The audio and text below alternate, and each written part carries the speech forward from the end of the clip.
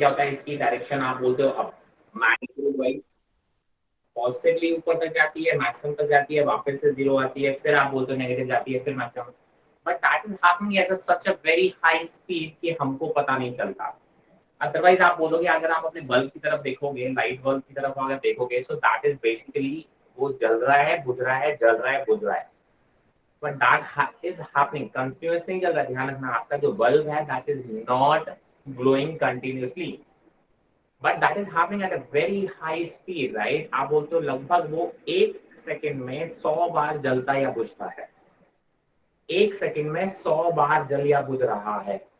तो आपको कैसे पता चलेगा ये जल रहा है या बुझ रहा है? क्योंकि आपके आंखों पे एक इंप्रेशन पड़ता है, आपको पता है कि सर 1/समथिंग 10 सेकेंड के अराउंड वो इंप्रेशन छोड़ देता है। सर ठीक है, तो आप बोलते हो कि सर वो इंप्रेशन पिछले वाले का लाइट का जा नहीं पाता, तब तक वो दूसरी बार जल जाता है। फिर इतनी तेजी से ये जल बुझ रहा है कि आपको पता नहीं चलता कि ये जल रहा है या बुझ रहा है, तो आपको कंटिन्यूसली जलता हुआ दिखता है। ठीक है। So whatever current we are using at home is basically alternating current. Alternating current is basically जिसका डायरेक्शन मैग्नीट्यूड दोनों चेंज हो continuously at a very high speed. हमारे यहाँ पे जो जनरल हम बोलते हैं कि जो बेसिकली आता है हम उसको बोलते हैं जो करंट है that is equal to V, voltage है वो होता है V naught sine omega t. ये साइनोसॉइडल होता है, राइट। कैसा हम जो यूज कर रहे हैं सबसे सिंपल ऑल्टरनेटिंग करंट या वोल्टेज की बात करते हो दैट इज साइनोसॉइडल। आप बोलते हैं ये उसकी पीक वैल्यू है कि मैक्सिमम वैल्यू कहाँ तक जाता है। अगर आपको एसएसएम का भी याद हो, ये देखिए ये बेसिकली आप अगर इसका ग्राफ बनाओगे तो बेसिकली इसकी वैल्यू कैसे बनती है कि सर ये टाइम के साथ ऐसे वेरी करता है। ये मैक्सिमम वी नॉट तक जाएगा, फिर जीरो, फिर माइनस वी नॉट, फिर जीरो, फिर ऐसे positive V naught. That is peak value. Maximum value को हम क्या बोलते हैं, एम्पलीट्यूड होता है उसको हम बोलते हैं पीक वैल्यू। ठीक है। अगर इसीलिए करंट हम लिखेंगे तो करंट भी लगभग लगभग ऐसे ही आता है I naught sine omega t. क्या लिखोगे, I is equal to I naught sine omega T. तो ये आई नॉट और जो वी नॉट है ये क्या है, पीक वैल्यू है। पीक वैल्यू का मतलब एम्पलीट्यूड है, एम्पलीट्यूड का मतलब क्या हो गया, मैक्सिमम वैल्यू। ठीक है। तो आप बोलते हो कि क्या हमेशा आपको पीक वैल्यू मिलती है? नहीं, आपको पीक वैल्यू तो ना बोल रही है, वो तो zero, peak, zero, minus peak, फिर जीरो, इस तरीके से इसके बीच में कोई भी वैल्यू आपको मिलेगी किसी भी टाइम पर। तो हमने कहा कि सर हम एक इंपॉर्टेंट वैल्यू निकालते हैं जिसको हम बोलते हैं RMS value, root mean square value. RMS value क्या होती है? आप बोल सकते हो कि सर ये वो वैल्यू होती है जो हम जिसको, मैंने कहा सपोज दैट आपने एक सर्किट में एक डीसी करंट लगाया और टी सेकंड में उसमें कुछ हीट आपको मिला, राइट, हीट लॉस हुआ। क्लियर है? उसके बाद आप बोलते हो कि सर हम बात करते हैं किसकी, मैंने कहा ये एसी लगाया सेम टाइम के लिए सेम सर्किट में। तो आप क्या बोलोगे कि सर इसका हीट और उस डीसी का हीट दोनों का बराबर आया। तो डीसी की वैल्यू अगर आप निकालेंगे कि डीसी की हम कितनी वैल्यू लें कि सर सेम टाइम में दोनों सेम हीट लॉस देंगे, तो दैट डीसी की वैल्यू जो आएगी वो आरएमएस के इसकी आरएमएस वैल्यू के बराबर होता है। मतलब आप ये वाला वोल्टेज ले लो, ठीक है, इसकी आरएमएस वैल्यू जो आप निकालोगे अगर उसी आरएमएस वैल्यू के बराबर आप डीसी लगा दो कांस्टेंट वाला, तो इन दोनों का जो हीट लॉस होता है वो कैसा होगा, बराबर होगा। ठीक है। तो आप क्या बोलोगे सर, यहाँ पे आई आरएमएस क्या होगा, बेसिकली देखो पहले कोई भी इसका रूट लो, रूट मीन स्क्वायर को पहले उल्टा चलते हैं अपन, देखो पहले इसका स्क्वायर करेंगे। मैंने कहा सर पहले आई की वैल्यू का स्क्वायर कर लो, फिर मीन लो, मतलब एवरेज लो। एवरेज लेने का तरीका होता है सर किसी भी फंक्शन को इंटीग्रेट कर दो और डिवाइड बाय टोटल टाइम, ये होता है ना। किसी भी फंक्शन की एवरेज वैल्यू लेने का तरीका क्या होता है, एफ एवरेज अगर निकालना है तो उस फंक्शन को इंटीग्रेट कर दो, पहले टोटल ले लो। इंटीग्रेशन का मतलब क्या होता है, टोटल छोटी छोटी वैल्यूज का टोटल ले लो और डिवाइड बाय टोटल टाइम, ये होता है इंटीग्रेशन। किसी भी फंक्शन का एवरेज वैल्यू लेने का तरीका ये होगा। तो आपने बोला सर पहले स्क्वायर करना है, तो आई का स्क्वायर कर लिया, अब उसका एवरेज लेना है तो आई स्क्वायर का इंटीग्रेशन किया और नीचे इंटीग्रेशन डी टी, और अब आपने क्या ले लिया, रूट ले लिया। ये जो वैल्यू आपसे निकल के आएगी आई आर एम एस, वो अगर इस फंक्शन के लिए लेकर जाए, अगर आई की value I naught sine omega t है, तो that will come as I naught by root for this function. अलग अलग फंक्शन के लिए अलग अलग वैल्यू आएगी। मैंने कहा अगर ये साइन ओमेगा टी वाले फंक्शन के लिए बात करें तो ये जो आरएमएस वैल्यू निकल के आई वो कितनी आएगी, आई नॉट बाय रूट टू। इसी तरीके से अगर मैं वी आरएमएस निकालने जाऊंगा तो that will come as V naught by root two. इसका मतलब क्या है सर, अगर मैं इस करंट की जगह पर आई नॉट बाय रूट टू का एक डीसी करंट निकाल दूं, लगा दूं, तो इस करंट का heat loss in the same time और इस करंट का heat loss in the same time will be equal. तो आप कह सकते हो कि इसकी एक एवरेज वैल्यू जो हमें मिलती है हम उसको लेते हैं। ये एवरेज है नहीं है, बट हम कहते हैं एवरेज वैल्यू आप एक डीसी से कंपेयर करने के लिए आप उसको यूज कर सकते हो। That's why it's a very important term RMS value, जिसको बोलते हैं इफेक्टिव वैल्यू। आप बोल सकते हो, क्या बोल सकते हो, इफेक्टिव वैल्यू, है ना। इफेक्टिव डीसी वैल्यू आप बोलोगे वो किसके बराबर होती है, आरएमएस वैल्यू के बराबर होती है। I hope this is very clear. ठीक है, तो अलग अलग फंक्शन होगा। आपने बोला सर कई डिफरेंट टाइप के आपके डीसी करंट्स हो सकते हैं, एसी करंट्स हो सकते हैं। ठीक है, मैं तो बात कर रहा हूँ साइन वाले के, तो साइन वाले के लिए value I naught by root two आती है। ओके, सो ये बेसिक आप बोल सकते हो कि आरएमएस वैल्यू बहुत इंपॉर्टेंट टर्म होता है इसका। नाउ अब हम बात करेंगे डिफरेंट टाइप्स ऑफ सर्किट्स। हम एसी के डिफरेंट टाइप्स ऑफ सर्किट देखो, अभी तक हमने बात की थी कि रजिस्टर लगाया सर्किट में तो क्या इफेक्ट पड़ता है, इंडक्टर लगाया तो क्या इफेक्ट पड़ता है, और कैपेसिटर लगाया तो क्या इफेक्ट पड़ता है। ठीक है, डीसी के साथ अभी हमने जो बैटरी लगाई थी वो डीसी साइन की लगाई थी। अब हम बात करें उनमें एसी लगाएंगे तो क्या इफेक्ट पड़ेगा। ठीक है, तो हम अलग अलग सर्किट की बात करने वाले हैं। इसमें अगर कोई डाउट है तो आप पूछ सकते हैं। नहीं डाउट? सर एक बारी आरएमएस की डेफिनेशन एक और बारी समझा दो। RMS is root mean square. पहले आप फंक्शन का स्क्वायर करो, फिर उसकी एवरेज वैल्यू निकालो, मतलब मीन वैल्यू निकालो, और फिर उसका रूट ले लो। कोई भी फंक्शन की आरएमएस वैल्यू का मतलब हुआ पहले इस फंक्शन का स्क्वायर लो, फिर उसकी एवरेज वैल्यू निकालो। एवरेज निकालने का मालूम है टोटल सम करो divide by total number of terms, या यहाँ पे टाइम की बात है तो इंटीग्रेशन ऑफ dt, और फिर उसका रूट ले लो। उसको बोलते हैं आरएमएस वैल्यू। ठीक है, दैट इज हाँ। बेसिकली आप कह सकते हो हमारे लिए वो इफेक्टिव वैल्यू होती है। और कुछ? नहीं sir, okay.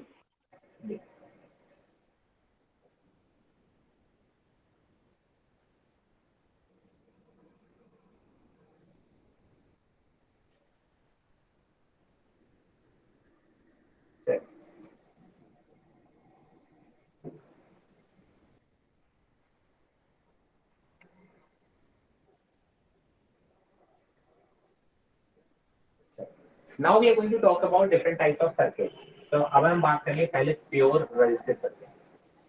Pure resistive circuit, pure resistive का मतलब केवल हम केवल और केवल क्या लगाएंगे, हम रेजिस्टेंस लगाएंगे। अब आपको देखो फिर से मैंने कहा, अगर आपको याद हो एसएचएम में हमने साइनसोइडल फंक्शन की एडिशन करना सीखा था, जिसको हम लोग फेजर डायग्राम, याद है आपको किसी को? फेजर डायग्राम हमने सीखे थे यहाँ पे एसएचएम में, साइन वाली, साइन ओमेगा टी वाली लाइन थी, ठीक है, कॉस ओमेगा टी वाली लाइन थी। तो वो यहाँ पे बहुत इफेक्टिव होने वाले हैं। अगेन मैंने आपको बोला था एक बार आप अच्छे सीख लेना, क्योंकि ये बार बार आपको यूज होने वाले हैं। तो इस पर हमने बात की हुई थी। प्योर रेजिस्टिव सर्किट का मतलब है कि सर यहाँ पे आप केवल रेजिस्टेंस लगा रहे हो और आपने यहाँ पे एसी सर्किट, एसी वोल्टेज लगा दिया। देखो एसी का साइन कुछ ऐसा बनाते हैं, वेरिएबल सा रहता है। ठीक है, अच्छा, घरों में जब 220 वोल्ट दिया जाता है, आपको होता है आपके घरों में सप्लाई 220 वोल्ट है, मतलब वो कौन सी वैल्यू दे रहे हैं, क्या वो पीक वैल्यू दे रहे हैं, कौन सी वैल्यू दे रहे हैं? तो ध्यान रखना, जब आपके घरों में 220 वोल्ट बोला जा रहा है वो आपके वोल्टेज की आरएमएस वैल्यू देते हैं। ठीक है, इट मींस कि सर आपके यहाँ पे वेरिएबल, आपके यहाँ पे भी क्या है, वेरिएबल वोल्टेज है, बट हम जो 220 वोल्ट बोल रहे हैं basically we are talking about the RMS value. ठीक है, तो 220 वोल्ट है वो आरएमएस वैल्यू है। तो आप बोलोगे इसका तो 220 पीक है, नहीं, 220 से भी ज्यादा पे करंट जाता है, वोल्टेज जा रहा है वो 220 से। तो आप बोलोगे पीक निकालने का तरीका क्या हो गया सर, जो 220 है वो V naught by root two है। तो वी नॉट कितना हो गया, 220 इंटू रूट टू। ठीक है, तो अपने घरों में जो आपको 220 वोल्ट बताया जाता है वो बेसिकली आरएमएस वैल्यू होती है। जब भी आपको एसी की वैल्यू दी गई हो ऐसे कि सर 220 वोल्ट या दो एम्पियर, वो बेसिकली आरएमएस वैल्यू बताई जाती है। मैंने कहा सर यहाँ पर देखो, अगर मैंने कहा सर यहाँ पे सप्लाई करी V naught sine omega t और ये रेजिस्टेंस लगाया तो इसमें करंट फ्लो होगा, करंट भी साइनसॉइडल मिलेगा। तो ध्यान रखना कि सर इसमें जो आपको करंट मिलेगा वो करंट की वैल्यू भी I naught sine omega t होगी। क्या होगी sir, I is equal to I naught sine omega t, और आई नॉट की वैल्यू क्या होगी sir, I naught is equal to V naught by R. I naught is equal to V naught by R. ठीक है, तो आप बोलोगे इस तरीके से आप करंट निकाल सकते हैं। अच्छा, ये दोनों देखो सेम फेज में रहेंगे, मतलब जब वोल्टेज मैक्सिमम होगा तभी करंट मैक्सिमम होगा, जब वोल्टेज मिनिमम होगा तभी करंट मिनिमम होगा।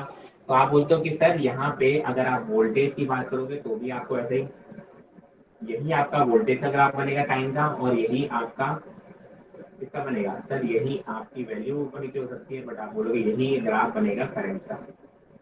ठीक है, इसको हम फेजर के फॉर्म में बोले कि सर यहाँ पे देखो रेजिस्टेंस वाले सर्किट में अगर यही आपका V रिप्रेजेंट कर रहा है तो आप बोलोगे सर करंट V यही करेगा। दोनों सेम डायरेक्शन में बनेंगे। फेजर डायग्राम याद है, ये साइन वाली साइन ओमेगा टी वाली लाइन है। ठीक है, तो आप क्या बोलते थे, ये वाली क्या कॉस ओमेगा टी वाली लाइन होती थी, और इसके मैग्नीट्यूड के बराबर एक वेक्टर ड्रॉ करते थे। तो आप बोलते हो कि रेजिस्टेंस के अक्रॉस जो वोल्टेज वाली लाइन है उसी के अराउंड आपकी करंट वाली लाइन बनेगी, ध्यान रखिए इसको, राइट। ये होगा आपका प्योर रेजिस्टिव सर्किट। सिमिलरली अगर हम प्योर इंडक्टिव सर्किट की बात करें, प्योर इंडक्टिव मतलब केवल इंडक्टर लगा हुआ है। अगर हम प्योर इंडक्टिव की बात करें, इसमें करंट फ्लो होगा। अच्छा, एक बात और ध्यान रखो, इसमें अगर हम बात करें कि सर इसमें पावर कितना जनरेट हो रहा होगा या हीट लॉस कितना हो रहा होगा, तो आप बोलोगे पावर की जो वैल्यू आएगी वो होगी V into I. Power equal to क्या होता है, V इंटू आई। ठीक है, पावर डिसिपेशन की अगर हम बात करें तो पावर इक्वल टू होता है V इंटू आई।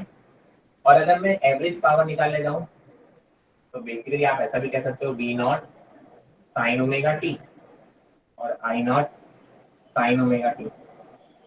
इसको आप बोल सकते हो V not I naught sine square omega t. ये आपका पावर आ रहा है। अगर मैं इसकी पावर की एक एवरेज वैल्यू निकालने जाऊँ, किसकी बात करें यहाँ पे एवरेज की एवरेज निकालने जाऊँ, की एवरेज अगर निकालने जाऊंगा तो जो वैल्यू आएगी वो आएगी V R M S into I R M S. Average मतलब अगेन इस चीज की एवरेज वैल्यू निकालेंगे, so that will come as V average equal to V R M S into I R M S. ठीक है, और आप इसको वैल्यू पुट कर सकते हो, V R M S is V naught by root two, I R M S is I naught by root two. तो इसमें जो पावर आप बोल सकते हो कि इसमें पावर डिलीवर्ड होगा, या आप बोलोगे जो हीट लॉस के फॉर्म में एनर्जी जनरेट होगी वो किस रेट से जनरेट होगी, वो इस तरीके से जनरेट होगी। अगर मैं इंडक्टिव सर्किट की बात करूँ, ठीक है, ये एक साइकिल का एवरेज वैल्यू होता है, राइट। एक साइकिल में कितना पावर लॉस हो रहा होगा या पावर जनरेट हो रहा होगा, डिलीवर हो रहा होगा।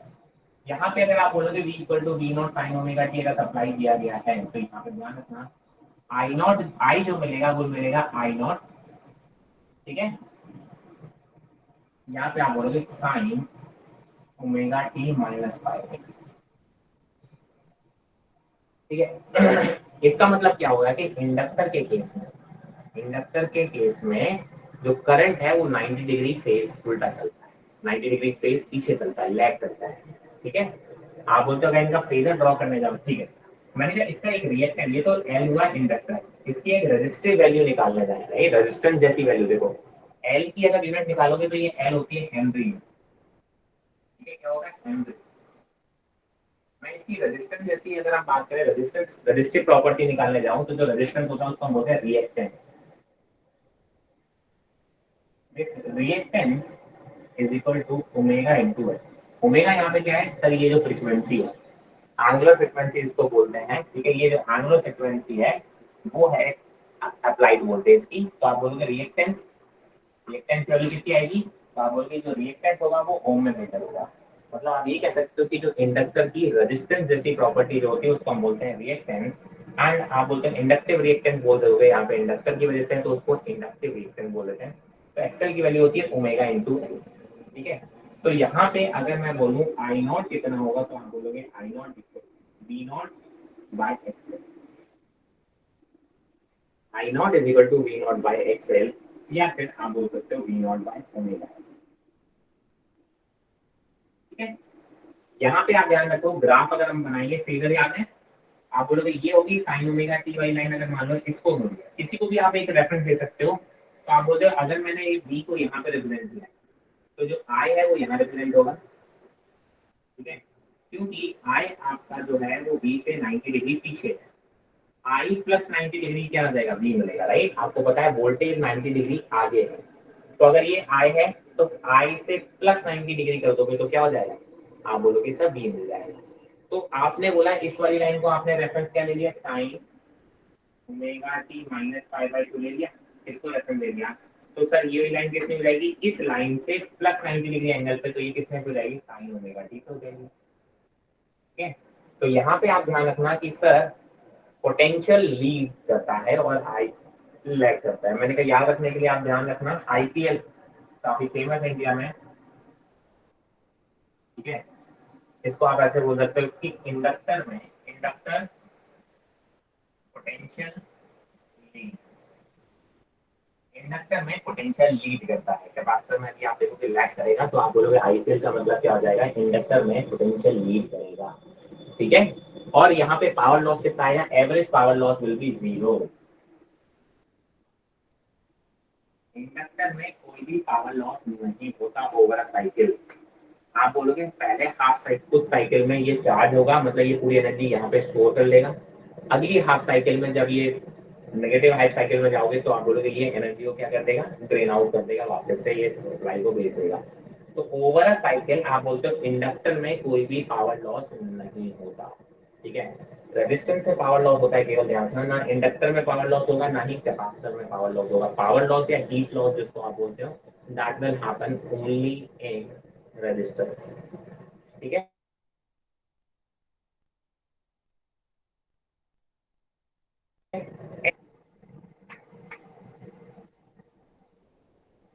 कोई doubt? No sir. No sir.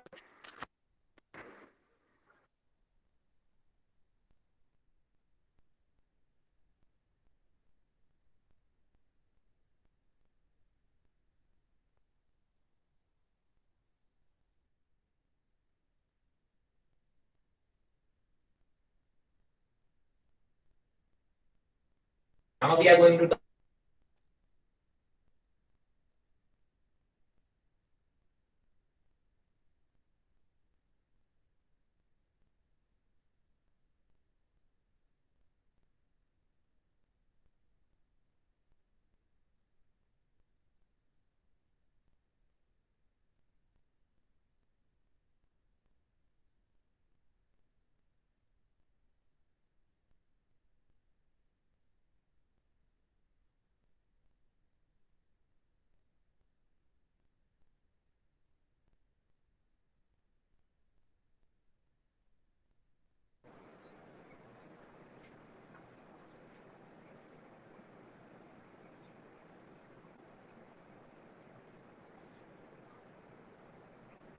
चलिए, मैं now we are going to talk about the pure capacitive circuit.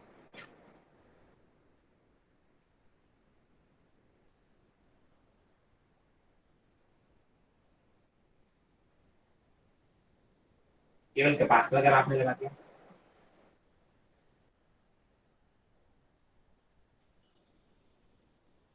है ना, आप बोलोगे कि सर यहाँ पे वही V naught sine omega t, ये बात कर लिया आई करंट इसमें। इसकी भी जो रेजिस्टेंस जैसी प्रॉपर्टी होती है उसको हम बोलते हैं capacitive reactance, and that is 1 by omega C. ठीक है, दैट इज कैपेसिटिव रिएक्टेंस, ये ओम में मेजर होगा।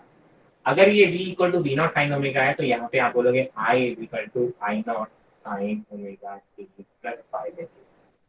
यहाँ पे आप बोलोगे ये प्लस पाई बाई 2, मतलब यहाँ पे करंट आगे होता है और वोल्टेज पीछे होता है। ठीक है, और अगर इसका आप फिगर बनाना चाहोगे तो देखो करंट को हम हमेशा इसी डायरेक्शन में रखते हैं। तो अगर ये इधर वाली डायरेक्शन में होगा करंट, जो कि आप बोलते हो sign omega t plus pi by 2 हो गया, तो आप बोलोगे इससे कितना एंगल, माइनस पाई बाई 2 पे बनने वाली लाइन मतलब ये हो गई, यहाँ से माइनस 90 डिग्री नीचे की तरफ बन गया। तो इस डायरेक्शन में आप बोलते हो कैपेसिटर के अक्रॉस पोटेंशियल होगा इन दोनों के बीच में 90 डिग्री होगा, और आप बोलोगे this is lagging. Again power, average power in a cycle जो लॉस होता है दैट इज जीरो। ना कैपेसिटर में लॉस होता है ना रेजिस्टर में लॉस होता है, हीट लॉस होता है केवल केवल रेजिस्टेंस में। नाउ अब हम बात करेंगे combination of RL resistance, RL circuit. आप क्या कर रहे हो कि आप कॉम्बिनेशन पर लगाओगे,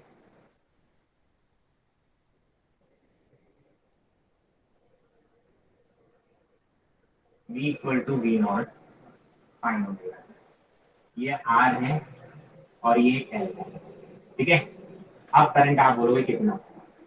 तो सबसे पहले तो अब हम बात करेंगे नेट रेजिस्टेंस वाली वैल्यू कितनी होगी, इन दोनों का नेट रेजिस्टेंस, उसको हम बोलते हैं impedance, Z is equal to impedance. देखिए रेजिस्टेंस आप इस डायरेक्शन में शो करते हो तो आप बोलते हो कि ये x इधर की तरफ आएगा, x है और x है। लैग रेजिस्टेंस हम इससे लैग करता है, आप ऐसे बोल सकते हैं इन दोनों के बीच में 90। तो आप बोलोगे सर इन दोनों का रिजल्टेंट लेना है, वही तो आपका इम्पीडेंस हो जाएगा। तो जो इम्पीडेंस होगा वो ये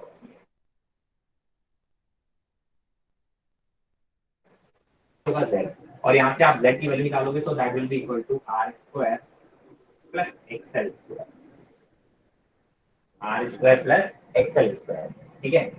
सिमिलरली अगर मैं करंट और की बात करूं, देखो जो इसके अक्रॉस पोटेंशियल ड्रॉप होगा VR, वो इस डायरेक्शन होगा। सर आप स्क्रीन बोलोगे ब्लर सर हो गई। L के अक्रॉस, हाँ वो तो भाई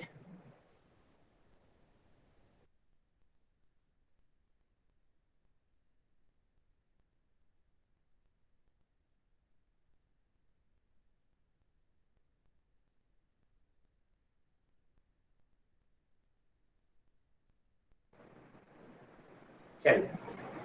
मैंने कहा सर यहाँ पे अगर आप बोलोगे R के अक्रॉस पोटेंशियल ड्रॉप होता है वो same as of current direction में होता है, क्योंकि I और VR में कोई फेज डिफरेंस नहीं होता। आप बोल सकते हो अगर इस डायरेक्शन में I है, I को अपन इसी डायरेक्शन में मान, ठीक है। तो आप बोलते हो कि I VR potential drop across resistance will be in the same direction same phase with the I, but potential drop across inductor will be leading I with a 90 degree, ठीक है। आप बोल सकते हो किसकी कितने एंगल पर होगी सर, 90 डिग्री लीडिंग पर होगी। अभी भी क्लियर नहीं आ रही है क्या? नहीं sir. Wait, no sir. No sir. let me- एक एक सेकंड वेट।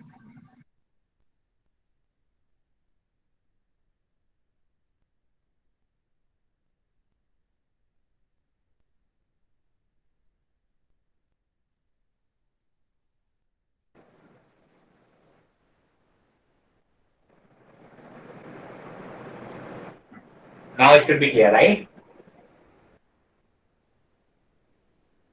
हाँ जी सर। चलो मैंने कहा सर करंट की डायरेक्शन अपन इसी डायरेक्शन में मानते हैं। मैंने कहा potential drop across resistance will be in the same phase of I, but the potential drop across inductor will be 90 degree leading from the R, तो ये डायरेक्शन में होगा। तो मैंने कहा नेट पोटेंशियल, देखो इन दोनों का जो पोटेंशियल ड्रॉप का रिजल्टेंट होगा वो इसके बराबर होगा। तो आप बोलोगे कि सर जो नेट पोटेंशियल ड्रॉप होगा वो जो V होगा वो इस डायरेक्शन में, ठीक है। अगेन यहाँ पे अगर एंगल पाई है तो यहाँ पे भी यही एंगल सेम पाई आएगा। आप चाहो तो यहाँ से आप निकाल सकते हो फाई की वैल्यू। फाई की वैल्यू क्या होगी जरा देखो, यहाँ पे अगर आप फाई की वैल्यू निकालना चाहो तो कितना होगा। आप बोलोगे फाई की वैल्यू देखो tan phi is equal to XL by R, है ना, परपेंडिकुलर अपॉन बेस। ये एक्सएल के बराबर है और ये आर के बराबर है, ठीक है। आप बोल सकते हो इसको एक्सएल बाय आर बोल सकते हो या फिर बीएल बाय आर भी बोल सकते हो, कोई दिक्कत नहीं है, बीएल बाय बी आर। अगर ये वैल्यू आपको पता है v इक्वल टू, अगर मैंने v not sine omega T दिया है तो आप बोलोगे सर i की वैल्यू लिख सकते हो। हाँ सर i की वैल्यू लिख सकता हूँ i not sine omega T. Omega t से कितना नीचे है, फाई एंगल नीचे है। देखो ये साइन ओमेगा टी वाली लाइन है तो आप बोलोगे इससे कितना एंगल नीचे है, फाई एंगल नीचे है, तो आप बोलोगे माइनस फाई, ठीक है। और आई नॉट की वैल्यू आप क्या लिखोगे, V naught upon Z. Resistance क्या है, जेड, इंपीडेंस इसको बोलते हैं। and that is equal to v naught upon under root of r square plus xl square। बस इसमें ये चीज ध्यान रखना, कभी भी i is equal to ऐसे नहीं लिख सकते, i is equal to v by z नहीं लिख सकते कभी, ये गलत हो जाएगा। बिकॉज जब i या v कंप्लीट लिख रहे हैं तो उसमें ये साइन वाला फंक्शन भी आ रहा है और ये दोनों सेम फेज में नहीं है, ये दोनों अलग अलग फेज में, तो ये नहीं लिख सकते। हाँ I naught equal to V naught by Z लिख सकते हो, पीक वैल्यू का रेशियो लिख सकते हो, आरएमएस वैल्यू में आप ऐसा लिख सकते हो, बट टोटल वैल्यू में आप कभी भी ऐसा नहीं लिख सकते, बिकॉज इन दोनों के फेजेस कैसे हैं, अलग अलग हैं। और पीक वैल्यू में तो कोई फेज होता नहीं है, फेज तो पीक वैल्यू के अलग रखा होता ना, ठीक है। तो आप इस तरीके से निकाल सकते हो। ये वैल्यूज बहुत इंपॉर्टेंट होगी, tan फाई की वैल्यू निकालना, इसमें भी आप देखो, अगर आप इंडक्टर और रेजिस्टेंस की बात करते हो तो इसमें भी याद देखो, अगर प्योर इंडक्टर होता तो 90 डिग्री लीडिंग होता वोल्टेज, अब क्योंकि रेजिस्टेंस आ गया है तो कुछ कम लीडिंग है, बट अभी भी लीडिंग कौन रहेगा, पोटेंशियल ही रहेगा by some angle that is phi. तो यहाँ दिख रहा है कितने एंगल से ये फाई लीड कर रहा है, फाई एंगल से ये पोटेंशियल लीड कर रहा है। Is this clear? बस इसमें दो तीन क्वेश्चन बन कर लेते हैं, वैल्यूज पुट कर करके सेम वैल्यू सॉल्व करनी आता है, सिर्फ वैल्यूज पुट करना होता है, हमें प्रैक्टिस नहीं होती, इसी से क्वेश्चन नहीं बनते। अगर आप देख देख के वैल्यूज पुट करके दो तीन क्वेश्चन सॉल्व कर लोगे, मैं कहता हूँ आपकी गलतियां सॉर्ट आउट हो जाएंगी। चलिए, कोई डाउट तो नहीं है इसमें?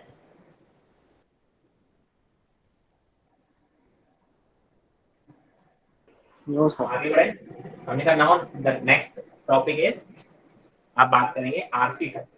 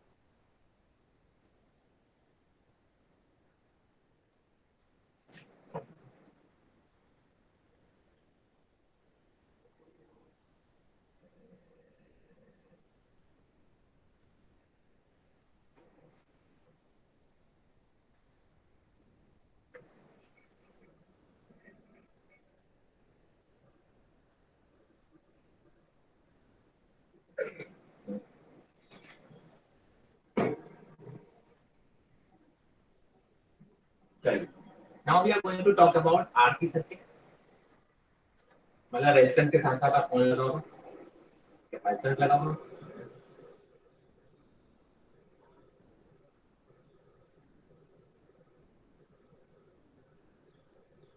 We naught sine omega T, इसको मैं एक्सी थ्योरम बैठ ली और इसको आप, है ना, एक्सी की वैल्यू आपको पता है 1/ओमेगा सी के बराबर होती है, ओमेगा ये वाला यहाँ पे इसमें करेंगे, और आपको पता है कि इसके क्रॉस पोटेंशियल ड्रॉप भी होगा और इसके क्रॉस पोटेंशियल ड्रॉप होगा, इसको हम वीआर बोलते हैं और इसको हम डीसी बोलेंगे, और इन दोनों का रिजल्टेंट होगा ये एट एन इंस्टेंट।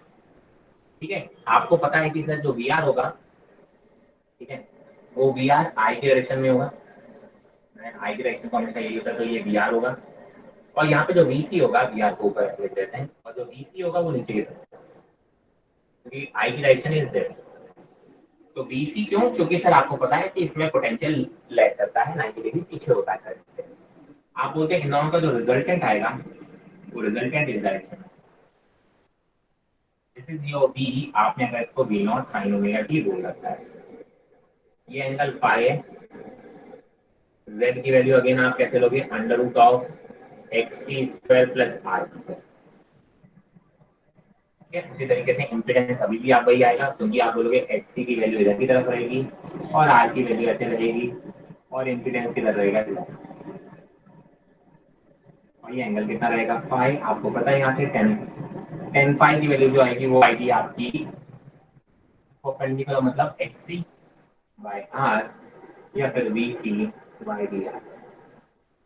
अगर मैं आई की वैल्यू निकालना चाहूँ तो आई होगा आई नॉट साइन ओमेगा टी, ये साइन ओमेगा टी वाली लाइन है, इससे कितने एंगल पर है, आप बोलोगे सर प्लस फाइव एंगल पर है, तो आप बोलोगे साइन ओमेगा टी प्लस। ठीक है, यहाँ पे आई नॉट की वैल्यू क्या हो जाएगी, वी नॉट बाई इम्पीडेंस। ठीक है, ये छोटी छोटी वैल्यू हमेशा वही सेम चीजें, आप वैल्यू आपने इसके लिए निकाल ली, प्योर जैसे हमने आर एल सर्किट की निकाल ली थी, वैसे हमने यहाँ पे आरसी सर्किट की निकाल ली है। ठीक है, मैंने कहा अब हम बात करेंगे आर एल सी सर्किट, तीनों को कनेक्ट कर देंगे एक साथ। ठीक है, अब जरा देखो, आप बोलोगे कि सर यहाँ पे रेजिस्टेंस भी कनेक्टेड है, इंडक्टर भी कनेक्टेड है और कैपेसिटर भी कनेक्टेड है, इसका एक्सएल है और ये एक्ससी है और इसका रेजिस्टेंस, और आपने इसको कनेक्ट कर दिया है एक सप्लाई जिसका मूल्य है वी और V naught sine omega T. ठीक है, यहाँ पे आप बोलोगे सर, अब जरा देखो इसमें इसमें आपका जो इम्पीडेंस है सबसे पहले कैसे निकालोगे सर? इम्पीडेंस जो निकलेगा वो निकलेगा under root of R square XL minus XC का होल। ठीक है, अब दैट विल डिपेंड कि एक्सएल बड़ा होगा कि एक्ससी बड़ा होगा, उस पर आपकी सिचुएशन पे डिपेंड करेगा ये वैल्यू किधर की तरफ होगी। I am assuming in the first case अगर एक्सएल बड़ा होगा, अगर एक्ससी से बड़ा होगा, जो एक्सएल है ना, वो आपका एक्ससी से बड़ा है, तो मतलब एल डोमिनेटिंग होगा। तो जो नेट इफेक्टिव एक्सएल और एक्टिव एक्ससी नीचे की तरफ बनता है और एक्सएल ऊपर की तरफ बनता है। अगर एक्सएल देखो सीधी सी बात है, ये ग्राफ ऐसा बनेगा, ऊपर की तरफ होगा एक्सएल, नीचे की तरफ होगा एक्ससी और इधर की तरफ होगा। अब इन दोनों में जो बड़ा होगा वही डोमिनेटिंग होगा। मैंने कहा मान लो एक्सएल बड़ा है तो आप बोलोगे यहाँ पे ये जो आएगा ये आएगा एक्सएल माइनस एक्ससी, इन दोनों का जो डिफरेंस है वो इतना रह गया, तो नेट आप बोलते ये आएगा जेड और ये आएगा फाइव। ठीक है, अगर यहाँ पे हम बात करेंगे तो z की वैल्यू आएगी, सॉरी tan फाइव की वैल्यू जो आएगी, tan फाइव जो आएगा that will be equal to XL minus XC by, ठीक है। अगर एल बड़ा हो गया, अगर सी बड़ा हो जाएगा तो ये सर नीचे की तरफ आ जाएगा, कोई फर्क नहीं पड़ने वाला, बस बाकी सब चीजें ऐसी ही रहेंगी। ठीक है, तो ये चीज आपको देखना पड़ेगा कि सर इसमें एक्सेल डोमिनेटिंग है या एक्सी डोमिनेटिंग है, उसके हिसाब से आपको फिगर ऊपर या नीचे ड्रॉ करना पड़ेगा। अगर एक्सेल डोमिनेटिंग है मतलब आप बोलोगे पोटेंशियल लीडिंग होना चाहिए, है ना, तो आप क्या बोलोगे इसमें? अगर मैं ग्राफ बनाऊंगा बी आएगा ऊपर की तरफ, बी सी आएगा नीचे की तरफ, और आप बोलोगे आर बी आर आएगा इधर की तरफ। क्योंकि मैं बोल रहा हूँ एक्सेल डोमिनेटिंग है तो पोटेंशियल भी इसके क्रॉस डोमिनेटिंग होगा, तो आप बोलोगे यहाँ पे ये वैल्यू आ गई वी एल माइनस, तो आप बोलोगे तो रिजल्टेंट आएगा ये आएगा, ये भी आएगा एंड यहाँ पे भी फाइव आएगा। अब बी किसके बराबर है? B naught sine omega T, तो आई निकालना है, तो आई क्या है सर? इससे फाइव एंगल नीचे। ऑब्वियसली बात है अगर एल डोमिनेटिंग है तो ऑब्वियसली पोटेंशियल लीडिंग होगा, अगर यहीं पे सी डोमिनेटिंग हो जाएगा तो पोटेंशियल लैगिंग हो जाएगा। ठीक है, तो that depends on the situation. तो आप बोलोगे यहाँ पे आई की जो वैल्यू लिखोगे I is equal to I naught sine omega t से minus five angle, ten five हम ऑलरेडी निकाल चुके हैं। आप बोल सकते हो आई नॉट की वैल्यू कितनी होगी? आई नॉट की वैल्यू होगी डी नॉट बाय जेड, यहाँ पे जेड की वैल्यू ऑलरेडी हम निकाल चुके हैं।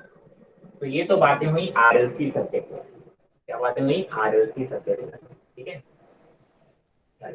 अब इसमें जब आरएलसी सर्किट की हम बात करते हैं, ठीक है, तो इसमें तो पावर लॉस होता है या पावर डिलीवर्ड होता है, that power in the RLC circuit power.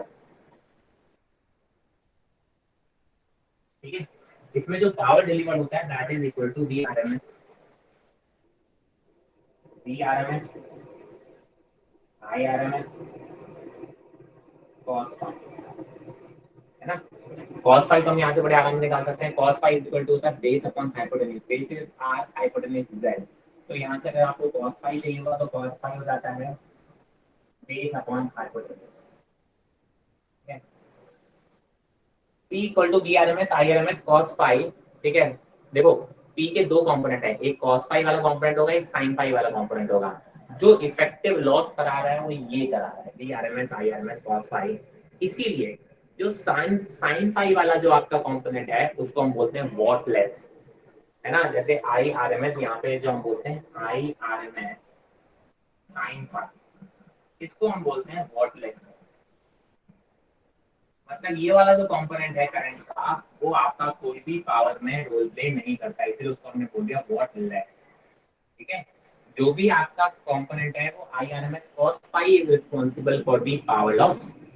ठीक है, तो जो साइन फाइव वाला कंपोनेंट है उसको हम बोल देते हैं वॉटलेस करंट, क्योंकि उसकी वजह से कोई भी पावर लॉस नहीं होता। ठीक है, तो ये बातें हुई आरएलसी सर्किट में। आरएलसी सर्किट की इंपॉर्टेंट कंडीशन जिसको हम बोलते हैं रेजोनेंस, उसके बारे में बात करेंगे। यहाँ पे किसी को डाउट है तो आप मुझसे पूछ सकते हैं, डाउट इन दिस?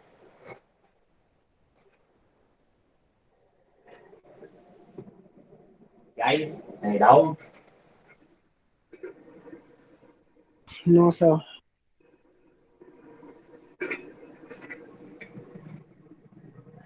चलिए, ठीक है, इसी में हम एक बहुत इंपॉर्टेंट कंडीशन होते हैं उसको हम बोलते हैं रेजोनेंस की कंडीशन।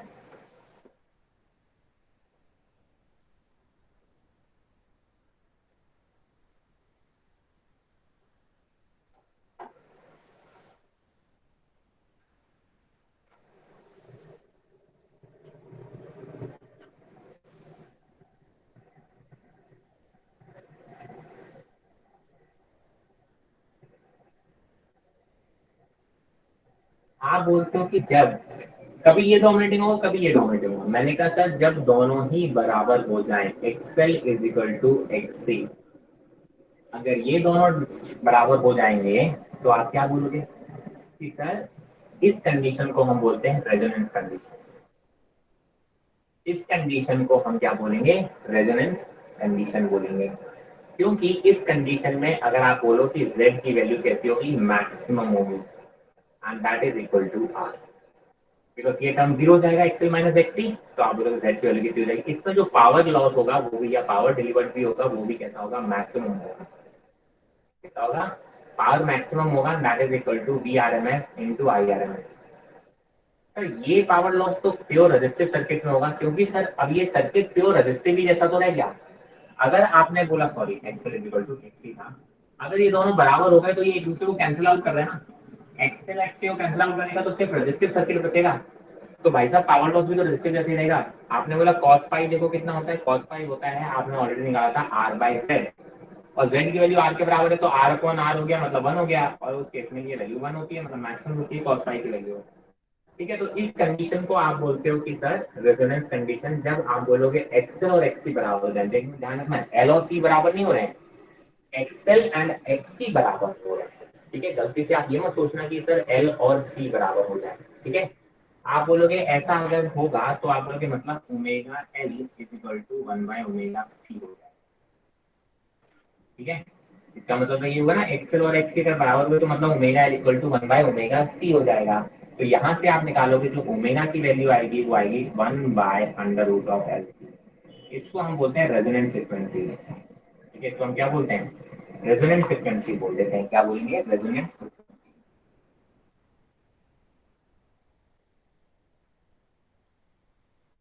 यानी इस फ्रिक्वेंसी पे आप बोलोगे कि रेजोनेंसी कंडीशन सेटअप होगी। ठीक है, आप अगर एफ की बात करोगे तो एफ होता है टू पाई बाय ओमेगा, तो आप बोलोगे that is equal to omega equal to होता है two pi x right, that equal to omega by two pi. तो आप बोलोगे वन बाय, जो रेजोनेंट फ्रिक्वेंसी होता है उसको हम कितना लिख सकते हैं, one by two pi under root of L. ये एंगुलर फ्रिक्वेंसी के टर्म्स में होता है, ये आपके नॉर्मल फ्रिक्वेंसी के। ठीक है, तो ये रेजोनेंसी कंडीशन हमारे, आप बोलते हो किस केस में पावर मैक्सिमम होता है, जो पावर डिलीवर्ड होगा वो कैसा होगा, मैक्सिमम होगा। अब ये जो कंडीशन होती है ये हमारे प्रैक्टिकल एप्लीकेशंस में यूज होती है। ठीक है, फॉर एग्जांपल हमने कहा हमारे जो आपने देखा कि पहले रेडियो आते थे, एफएम आते थे राइट, एफएम देखे आपने, डब्बे वाले एफएम अपन ऐसे घुमाते थे तो एफएम सेट करते थे, देखे हैं सबने, आया ना। अरे देखे यार, एफएम के डब्बे देखेंगे नहीं देखे, नहीं देखे सर। नहीं देखे, तो यार आप लोग बहुत नई जनरेशन में रही है। आजकल तो देखो सारी चीजें डिजिटल हो रही है, क्या हो रही है, डिजिटल, हालांकि उसमें भी अंदर बेसिक लॉजिक यही होगा। पहले के टाइम पे, अगर पुराने टाइम पे आप बहुत पुराने चले जाओ तो रेडियो आते थे, है ना, आकाशवाणी दिल्ली राइट, तो आप बोलते थे वो रेडियो का, फिर एफएम आ गए। एफएम तो अभी रिसेंटली आए हैं कुछ सम 10-12 इयर्स बैक, अगर आप जाओगे तब अपने यहाँ एफएम प्रॉपरली कह सकते हो कि पॉपुलर हुए हैं। तो एफएम के पहले डब्बे बनाया करते थे, अब आजकल तो हर किसी के फोन में आ गया है एफएम। ठीक है, आप अगर देखोगे कि पुरानी गाड़ियां जो हैं फोर व्हीलर, तो उसमें जो एफएम के डब्बे लगे उसमें भी अभी घुमाने वाला लगा हुआ है, जो डिजिटल नहीं हुए हैं।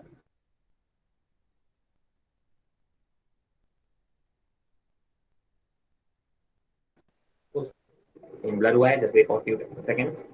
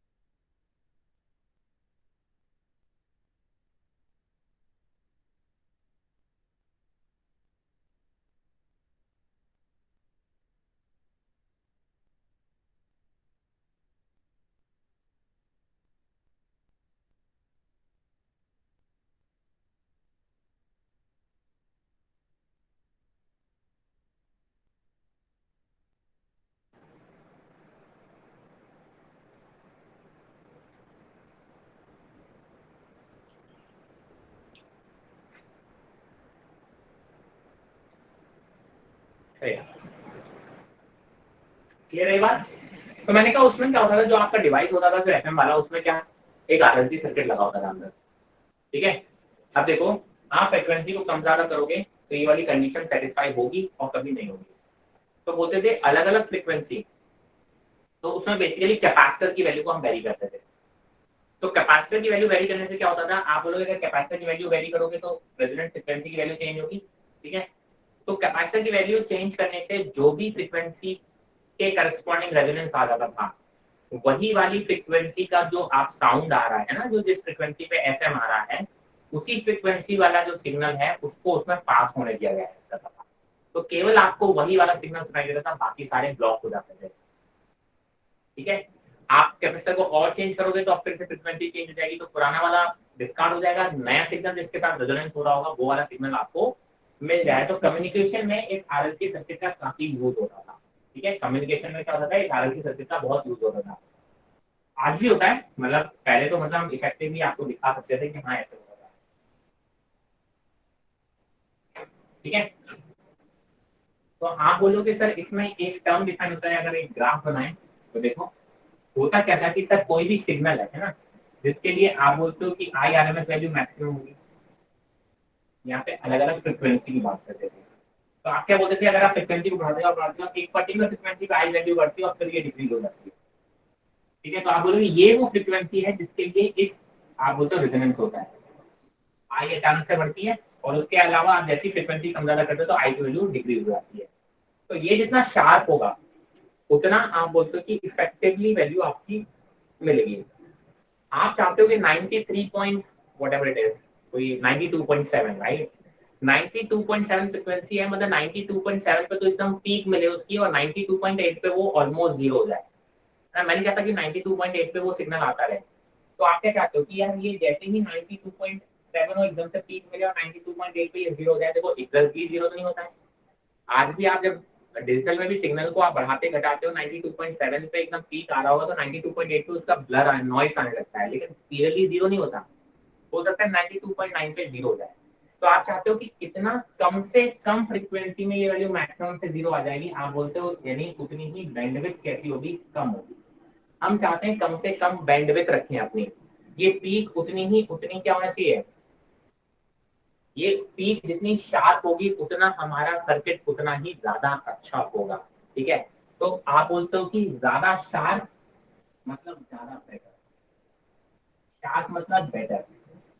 तो क्वालिटी फैक्टर एक हम डिफाइन करते हैं, quality factor that is Q. Q की जो वैल्यू आती है, ठीक है, क्वालिटी फैक्टर आप बोलते हो क्यू की जो वैल्यू आती है वो होती है एक्सएल बाय आर। क्या होती है, एक्सएल बाय। तो जितना ज्यादा क्वालिटी फैक्टर होगा मतलब हमारा डिवाइस उतना ही ज्यादा अच्छा है, उतना ही ज्यादा शार्प ये जो ग्राफ है आईआरएमएस और ओमेगा का बनेगा। ठीक है, तो उतना ही बेटर हमारा डिवाइस है। तो ये बातें हो गई बेसिकली आरएलसी सर्किट की, जितनी भी प्रैक्टिकल एप्लीकेशन है एक आपको बता दी है। बाकी इसकी जो न्यूमेरिकल इस पे क्वेश्चन आता ही आता है, ये मान के चलो। आरएलसी सर्किट में आपको सॉल्व करने का एक न्यूमेरिकल आता ही आता है, ये मान के चलिए। तो इसलिए दैट्स वेरी इंपॉर्टेंट, सिर्फ और सिर्फ वैल्यू पुट करके आपको सॉल्व करना आना चाहिए। आई होप इसमें किसी को कोई भी दिक्कत नहीं है। ठीक है, अगर कोई दिक्कत है तो आप मुझसे पूछ सकते हैं, because this is all about, आप कह सकते हो कि जो एसी सर्किट है उसके बारे में हम इतनी ही बात करेंगे। Anything else?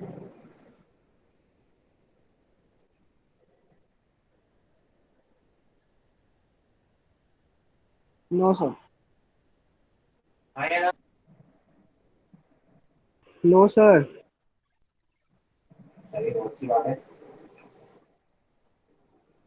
मैं सोच रहा हूँ आपको एक दोनों थोड़ी एक क्वेश्चन करा देता हूँ, मिल जाए तो अच्छा था जिसमें सारी वैल्यूज मेरे को मिल जाए।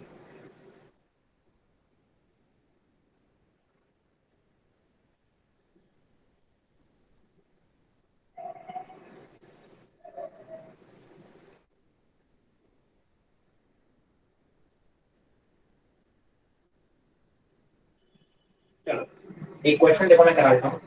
ठीक है,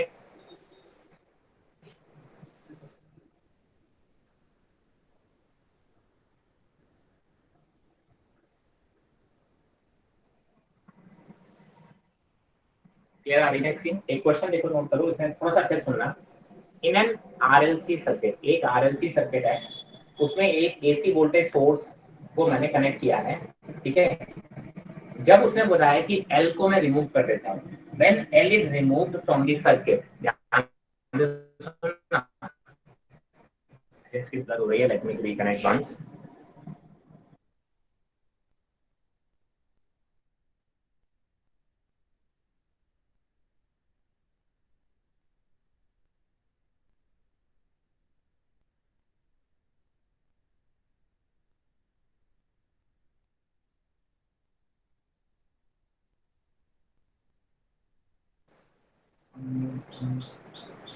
हाँ जी, मैंने कहा, उसने बोला कि सर एक आरएलसी सर्किट में आपने एक सोर्स लगा रखा है, एसी सोर्स लगा रखा है। उसने बोला जब इस आरएलसी सर्किट में से मैं एल को रिमूव कर देता हूँ, तो उसने बोला कि ये 2012 नीट 2012 क्वेश्चन की बात कर रहा हूँ, जब मैं एल को रिमूव कर देता हूँ, तो आप बोलते हो कि sir the phase difference between the voltage and the current in the circuit is π/3। जब एल को रिमूव कर देता हूँ तो जो फेज डिफरेंस होता है वो π/3 होता है, ठीक है। उसने बोला कि सर इसकी जगह पे अगर मैं एल को रिमूव ना करूं और सी को रिमूव कर दूं, क्या कर दूं, अगर मैं एल को रिमूव ना करूं और सी को रिमूव कर दूं, तो भी फेज डिफरेंस कितना हो जाता है, π/3 हो जाता है, ठीक है। तो आपसे पूछा गया है कि सर ये बताओ कि power factor of the circuit कितना होगा, ठीक है। अब पावर फैक्टर पता क्या होता है, पावर फैक्टर हम बोलते हैं cos phi, cos phi is called power factor. आपसे ये पूछा गया है सर्किट का, आरएलसी सर्किट है, ठीक है। अगर आपसे बोला गया है कि सर इनिशियली दे रखा था रेजोनेंस को, when L is removed from the circuit the phase difference between the voltage and the, ठीक है, हाँ। तो इसने क्या बोला कि जरा देखो, अगर मैं बोलूं यहाँ पे दोनों कनेक्टेड, जैसे दोनों कनेक्टेड, अगर मैं L को यहाँ से हटा दूं, सोचो, अगर मैं L को यहाँ से हटा दूं तो केवल ये बचा VR और VC, इन दोनों के बीच में फेज डिफरेंस π/3 है, मतलब आप बोलोगे सर ये एंगल π/3 है, करेक्ट। आप बोलोगे tan फाई की वैल्यू किसके बराबर होती है, tan phi is equal to होता है XC/R, tan phi is equal to होता है XC/R, ठीक है। मैं बहुत अच्छी बात है। अब इसने बोला कि अगर मैंने कैपेसिटर हटाया होता, कैपेसिटर हटाया होता तो ये वाला सर्किट बचता, केवल ये वाला सर्किट बोलता, तो आप बोलोगे इनका रिजल्टेंट यहाँ का ही आता। आप बोलोगे सर इस केस में भी इसने एंगल कितना बोला है, π/3 बोला है, तो इस केस के लिए अगर मैं tan फाई निकालूंगा तो tan फाई कितना होता है, आप बोलोगे XL/R होता है। अब दोनों ही एंगल से π/3 दे रखे हैं, इसका मतलब ये दोनों ही एंगल बराबर होंगे और ये दोनों ही स्प्लिट करोगे तो इससे एक ही समझ में आया कि sir XL is equal to क्या है, XC। XL की वैल्यू किसके बराबर है, XC के बराबर है। इससे एक चीज समझ में आ गई कि सर ये रेजोनेंस वाली कंडीशन है। कौन सी कंडीशन है, रेजोनेंस वाली कंडीशन है। आपको मालूम है Z की वैल्यू अगर आप निकालोगे, आप चाहो तो फॉर्मूले में रख लो R² plus XL minus XC का होल स्क्वायर, तो भी आपको पता चलेगा ये R के बराबर आएगा। और मुझसे पूछा क्या क्या, cos फाई की वैल्यू आप ऑलरेडी निकाल चुके, that is equal to R/Z, और Z की वैल्यू भी R के बराबर है, मतलब तो आप बोलोगे जो पावर फैक्टर की वैल्यू आ रही है वो किसके बराबर आ रही है, 1 के बराबर आ रही है। वैसे भी हमने देख लिया था ये कंडीशन कौन सी थी, रेजोनेंस वाली कंडीशन थी, तो में पावर फैक्टर की वैल्यू 1 आनी ही चाहिए, ठीक है। तो ये बहुत बेसिक क्वेश्चंस आते हैं, ये 2000 समथिंग 12 या 15 का क्वेश्चन मैंने आपको कराया, मुझे एग्जैक्टली याद नहीं है। 2012 या 2015 में नीट ने पूछा था। आई होप दिस इज क्लियर। इस टाइप के बहुत बेसिक बेसिक क्वेश्चंस आते हैं, इस पे बेस नहीं मान के चलो, एवरी ईयर रेजोनेंस वाली कंडीशन पे बेस ऑलमोस्ट एवरी ईयर ये क्वेश्चन आता है, तो आप डेफिनेटली इसको बहुत अच्छे से कर लें। तो ये तो बातें थी हमारी इसकी एसी सर्किट की। Now we are going to move toward the EM wave, electromagnetic wave. किसी को डाउट हो तो पूछ लो भाई, एनी डाउट्स? नो सर जी।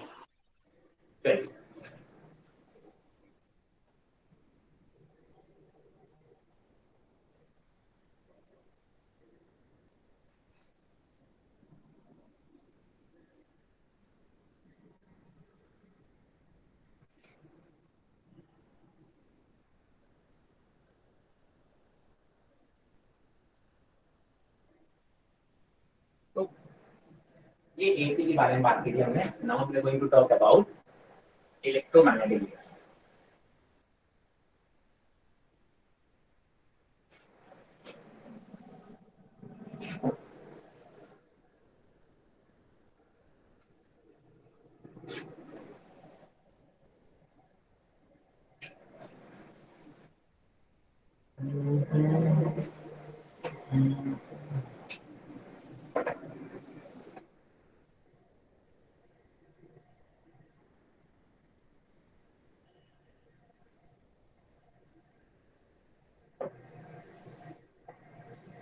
दिल्ली की कंडीशन है भाई आप लोगों के घर के आसपास.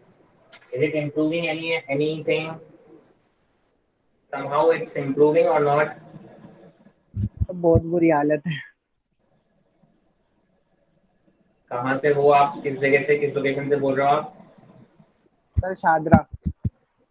आगरा. Anywhere else? बाकी जगह पे?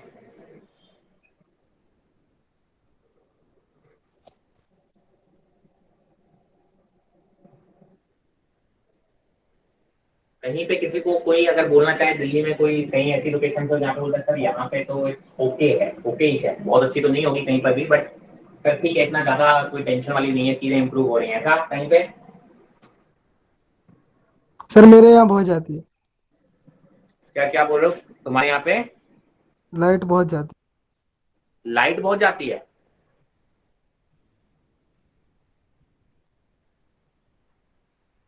सजन लाइट की बात कर रहे हो?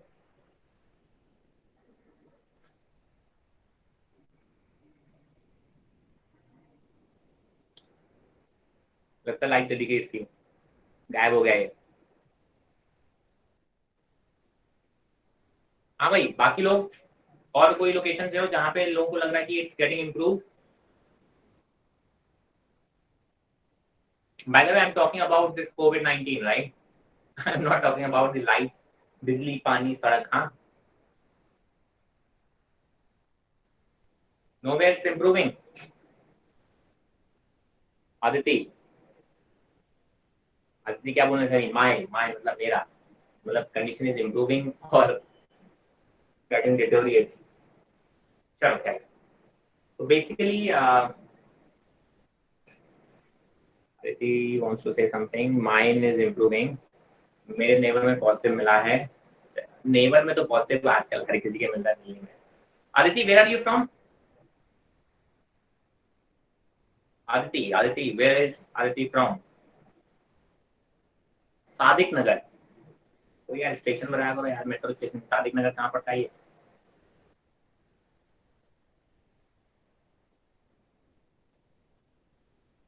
कोई मेट्रो स्टेशन पता नहीं.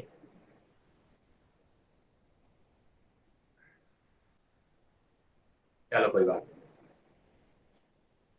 आप वहीं रहते हो ना दिल्ली में ही? चलो क्या है, क्योंकि a lot will depend on the condition whether the need will be conducted or not. ठीक है, मतलब on 16th of September I have still doubts. ठीक है, मेरे को तो खैर जुलाई वाले पे 110% श्योर था कि ये नहीं होने वाला है, और सितंबर वाला भी मुझे अभी पॉजिटिविटी नहीं आ रही है कि हो जाएगा. ठीक है, तो यू कैन जस्ट होप. हाँ 16 है, 13 है. whatever it is, how does it matter यार, जब होगा तो पता चल जाता है. मतलब एक रफ डेट जो भी है 13 और 16 के अराउंड. ठीक है,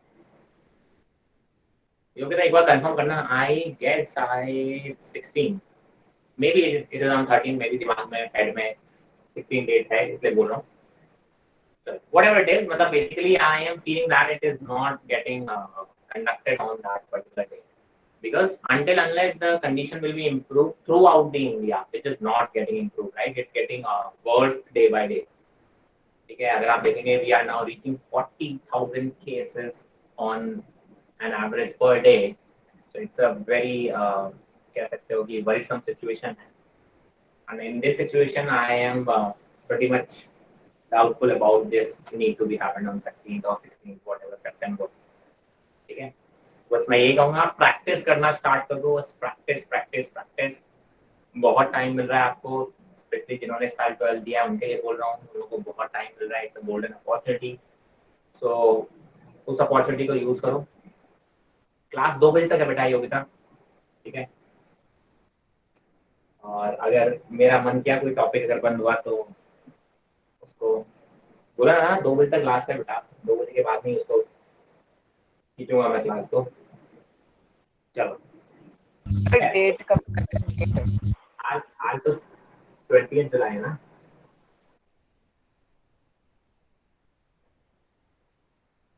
लास्ट क्लास की डेट क्या है? अच्छा, आई हैव नो आइडिया, ठीक है। That you have to talk to academics team, that can tell you. मेरे को तो जब तक मेरे पास शेड्यूल आता रहेगा तब तक मैं पढ़ाता रहूँगा, ठीक है। सो मुझे ज़्यादा आइडिया नहीं है डेट का, तो you better talk to academic team, they will inform you. मेरे पास बहुत श्योरिटी के साथ कोई डेट नहीं है, मेरे पास तो सीधे सीधे है कि मेरे पास अगर जैसे कल का एक दिन पहले मेरे पास टाइम टेबल आता है। केमिस्ट्री खत्म हो गया syllabus? Is chemistry syllabus done? Sir no sir. I guess no, guess क्यों करना है यार, तुमको पता होता है नहीं हुआ सर अभी कंप्लीट। क्या रह गया है।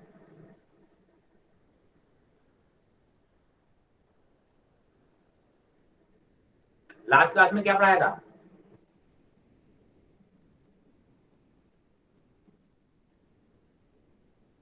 किसी को कोई आइडिया नहीं है? अगर इंपॉर्टेंट क्वेश्चंस के तो आई गेस हो गया होगा सिलेबस, तभी इंपॉर्टेंट क्वेश्चंस कराए होंगे, है ना।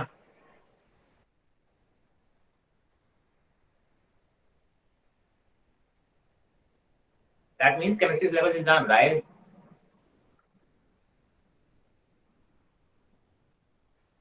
एनीवन जिसको लगता है कि केमिस्ट्री सिलेबस नहीं हुआ है कंप्लीट? सर इनऑर्गेनिक रह गया अभी। इनऑर्गेनिक रह गया, मैं इनऑर्गेनिक में क्या रह गया है? अरे तो मी तो बोल रहे हो, मी बताओ तो सही कि कौन कौन से सिलेबस रह गया है। इनऑर्गेनिक की थोड़ा थोड़ा मतलब क्या होता है इनऑर्गेनिक में, चैप्टर का नाम बोला करो। देखो फिजिक्स हो चुका है,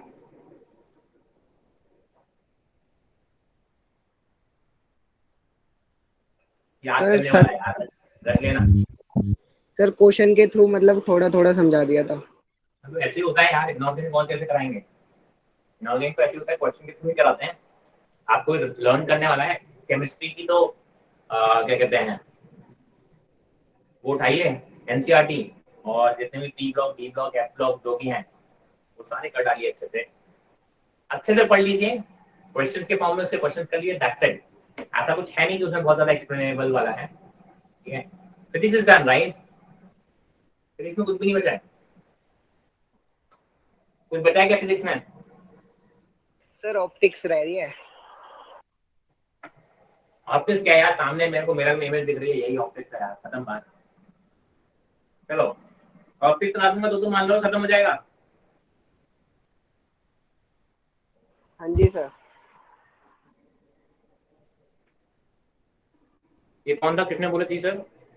सर मैं कह रहा हूँ ऑलमोस्ट खत्म मान प्रथम। लेंगे। नहीं ऑलमोस्ट नहीं होता बेटा, तुमने देखो प्रथम ने देखो गारंटी ली है कि अगर ऑप्टिक्स खत्म हो गया फिजिक्स का तो ये कंसीडर करेगा कि फिजिक्स का सिलेबस कंप्लीट हो चुका है। नो ठीक है, सर ऑलमोस्ट रही है।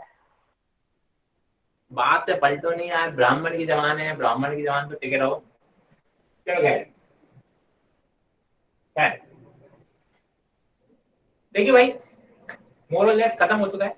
ऑप्टिक्स बचा है तो ऑप्टिक्स भी करा दूंगा, डोंट वरी अबाउट इट। उसके बाद आपका बचेगा फोटोलिथो effect, that you have already study. Atomic structure chemistry में पढ़ रखा है, एंड न्यूक्लियर केमिस्ट्री मोर और लेस आपने उसको भी पढ़ रखा है, ठीक है। न्यूक्लियर केमिस्ट्री जो पढ़ रखा है वो अपने यहाँ न्यूक्लियर फिजिक्स में आएगा। रेडियो एक्टिविटी के एक दो क्वेश्चन कराने होते हैं।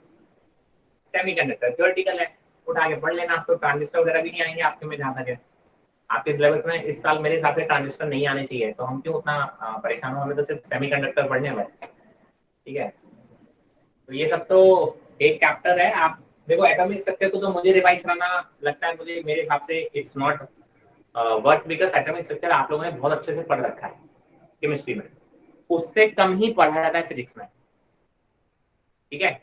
हाँ लॉजिक गेट्स आ रहा है, बिल्कुल आएगा, लॉजिक गेट का एक क्वेश्चन आएगा 110%, ठीक है। और मैं क्या बोल रहा था, एक क्वेश्चन सेमीकंडक्टर से आएगा, एक लॉजिक गेट से, लास्ट वाले चैप्टर से 2 क्वेश्चन 110% गारंटेड है। ट्रांजिस्टर से भी आता था, 3 क्वेश्चन आते थे, तो अब मेरे हिसाब से ट्रांजिस्टर इस साल से हटा दिया गया है, ठीक है। तो ट्रांजिस्टर को हम अवॉइड करेंगे, ट्रांजिस्टर से क्वेश्चन फिर नहीं आना चाहिए। एंड जैसे मैंने बोला एटॉमिक स्ट्रक्चर आप बहुत अच्छे से पढ़ के आए, वही एटॉमिक स्ट्रक्चर है, वही बामर वो जो आपकी लाइमन बामर सीरीज आपको पढ़ना है, हाइड्रोजन स्पेक्ट्रम पढ़ना है, ठीक है। वही आपको एटॉमिक स्ट्रक्चर में जो एनर्जी रेडियस और ये सबके जो फॉर्मूले हैं वेलोसिटी के वो पढ़ने हैं, उसमें मैं बिल्कुल भी हाथ नहीं डालूंगा एटॉमिक स्ट्रक्चर में। आप मेरे से ज्यादा अच्छा केमिस्ट्री में पढ़ के आए हैं, ठीक है। और फोटो इलेक्ट्रिक इफेक्ट के बारे में थोड़ी सी इंफॉर्मेशन दे दूंगा जो फिजिक्स के लिए इंपॉर्टेंट है, वो जरूर इंफॉर्मेशन दे दूंगा। वैसे तो आपने उसको पढ़ रखा है बट स्टिल कुछ चीजें इंपॉर्टेंट हैं। और रेडियो एक्टिविटी में जो एक टाइप के क्वेश्चंस आते हैं हाफ लाइफ वाले, वो मैं आपको एक दो क्वेश्चन के फॉर्म में आपको उसकी करा दूंगा। तो बाकी तो एक लेक्चर में ये कंप्लीट हो जाएगा। बेसिकली जो कुछ बचेगा वो ऑप्टिक्स में पड़ता है, तो 1 से 2 लेक्चर मुझे चाहिए होंगे ऑप्टिक्स को कराने के लिए, ठीक है। तो डोंट वरी, मैं तेरे साथ सिलेबस जितना है वो ऑलमोस्ट कराऊंगा, डोंट वरी अबाउट इट, ठीक है। सो लेट्स सी, मतलब मेरी फिजिक्स की तो आज आपकी क्लास नहीं है, that I am pretty sure. Happy?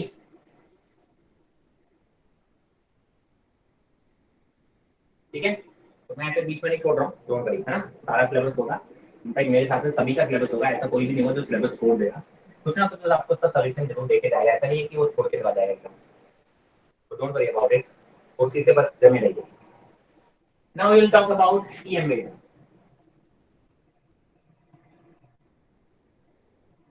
Electromagnetic waves, ठीक है। इलेक्ट्रोमैग्नेटिक वेव्स में एक छोटा सा कंसेप्ट है जो इलेक्ट्रोमैग्नेटिक वेव से अलग है, एकदम अलग है, उसको थोड़ा सा हम पढ़ लेते हैं। देखो होता क्या है कि सर, अगर आप बोलोगे integration of E dot D x, वो क्या होता है minus of D D five D by D,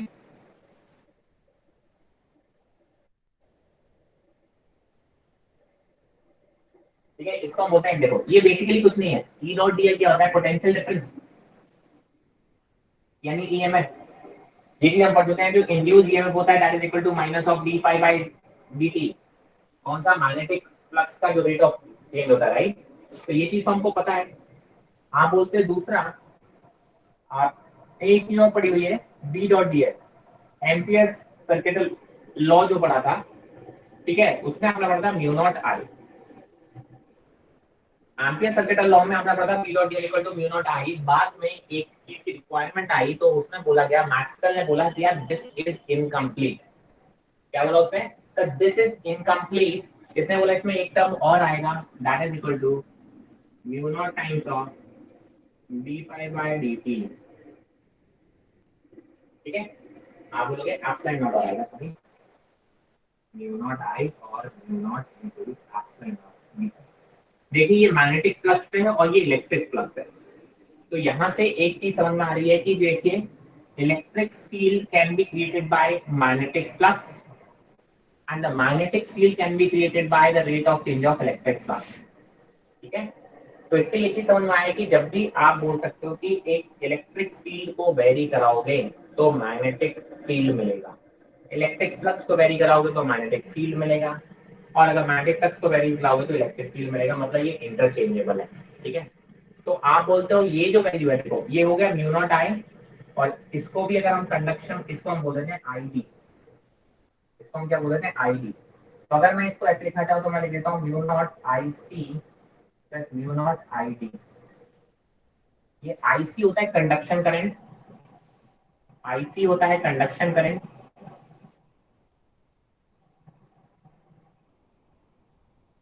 और आईडी होता है डिस्प्लेसमेंट करंट।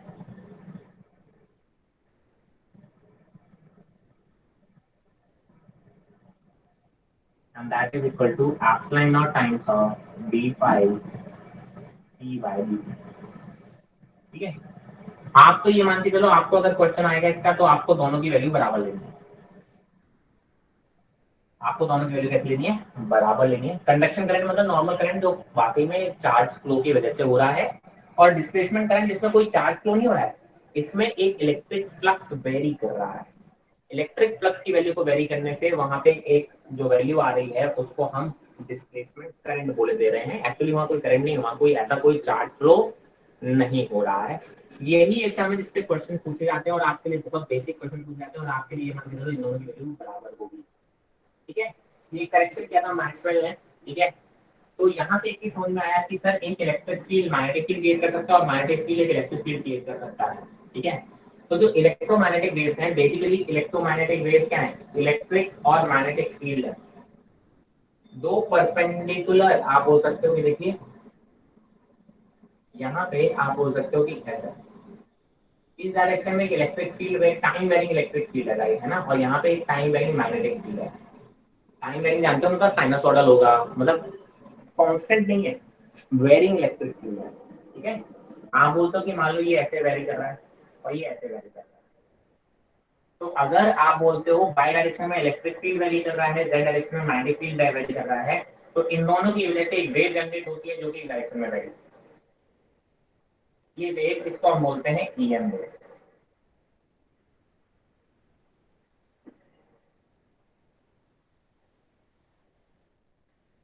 ठीक है, इसको हम क्या बोलते हैं, ईएम वेव्स बोलते हैं।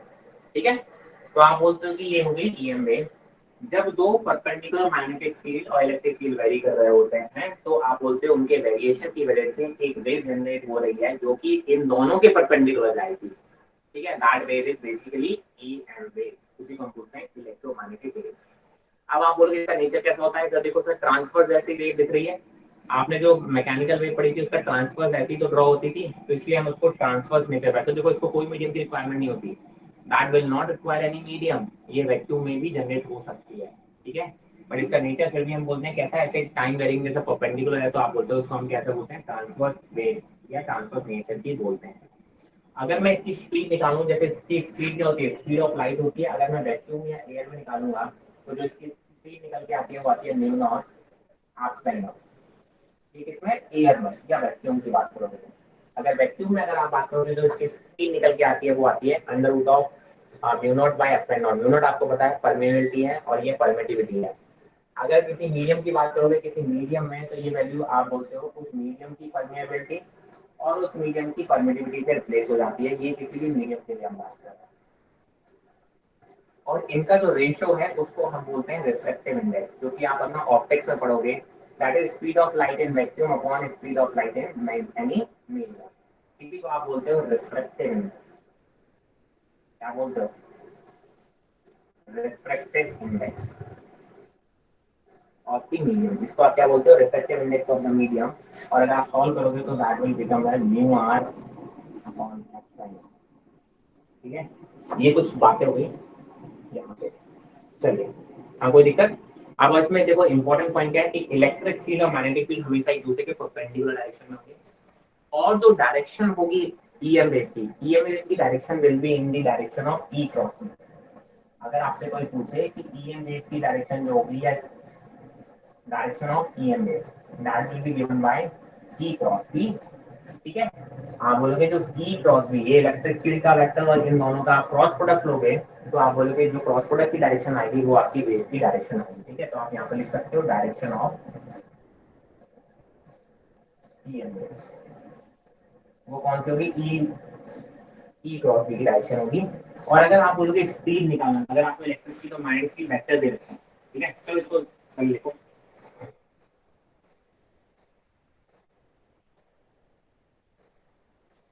ठीक है, इसका स्क्रीनशॉट लो, थोड़ी जगह से लेते हैं, फिर हम थोड़ी सी और बातें करते हैं मेरे के बारे में। ईएमएफ से जनरली एक क्वेश्चन आता है एवरी ईयर। ठीक है, तो बहुत छोटा सा चैप्टर है, और वो क्वेश्चन कभी कभी आपका theoretical practical application of EMF आता है, जो आपको पढ़नी पड़ेगी थ्योरेटिकल। एक रेंज आपको पता होनी चाहिए हर किसी की, किस रेंज में ईएमएफ को क्या बोलते हैं। आप बोलते हो कि अगर मैग्नीट्यूड निकालना है, स्पीड निकालना है, देखो होगा क्या, ई दे रखा होगा ई नॉट साइन ओमेगा टी मान लो दे रखा है, आपको बी वेक्टर दे रखा है ये आई कैप मान लो।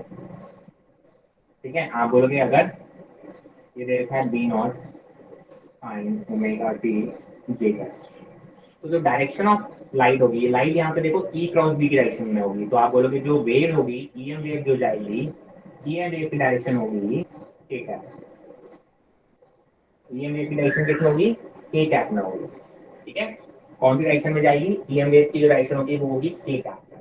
ठीक है, तो अगर वेव की इक्वेशन आप लिखना चाहो तो आप बोल सकते हो वेव की इक्वेशन क्या हो जाएगी, इसका जो मैग्नीट्यूड हो जाता है, स्पीड क्या हो जाएगा, वो आप बोलते हो सी, जो स्पीड होगी वो होगी ई नॉट बाई वी। ठीक है, आप बोलोगे अगर आप इसकी स्पीड निकालना चाहोगे तो ई नॉट इनके एम्पलीट्यूड के रेशो से भी इसका स्पीड निकल सकता है, अगर आपको वेव की इक्वेशन दे रखी है। डायरेक्शन कैसे निकल सकती है, अगर ये आई कैप है ये जे कैप है तो आई क्रॉस जे क्या होता है, के कैप होता है, तो आप बोलोगे ईएम वेव की आप डायरेक्शन लिख सकते हो। ठीक है, तो यहाँ पे आई थिंक कोई दिक्कत नहीं होनी चाहिए। अब आप बोलते हो कि सर होता क्या है, होता ये है कि सर इसको आप दोनों का रेशियो भी लिख सकते हो, ऐसे magnitude by E by B भी लिख सकते हो। ठीक है, दैट इज स्पीड, है ना, ये स्पीड होता है, स्पीड ऑफ ईएम वेव। चलिए, अब हमने कहा सर ये एनर्जी जनरेट करेगी, ऑब्वियसली आप वेव है, वेव क्या करेगी सर, इसके पास खुद की एनर्जी होगी, वो एनर्जी किस फॉर्म में होगी, इलेक्ट्रिक और मैग्नेटिक फील्ड के फॉर्म में होगी। किसके फॉर्म में होगी, इलेक्ट्रिक और मैग्नेटिक फील्ड के फॉर्म में होगी। तो वो जो एवरेज एनर्जी होती है वेव की, वो किसकी होती है, देखो आप बोल सकते हो कि average energy of a wave in a cycle, average energy of wave in cycle, in a cycle, वो होती है हाफ, या तो आप उसको इलेक्ट्रिक फील्ड के फॉर्म में लिख दो तो half epsilon naught E square, अगर मैग्नेटिक फील्ड के फॉर्म में लिख दो तो आप बोलते हो half epsilon naught V square.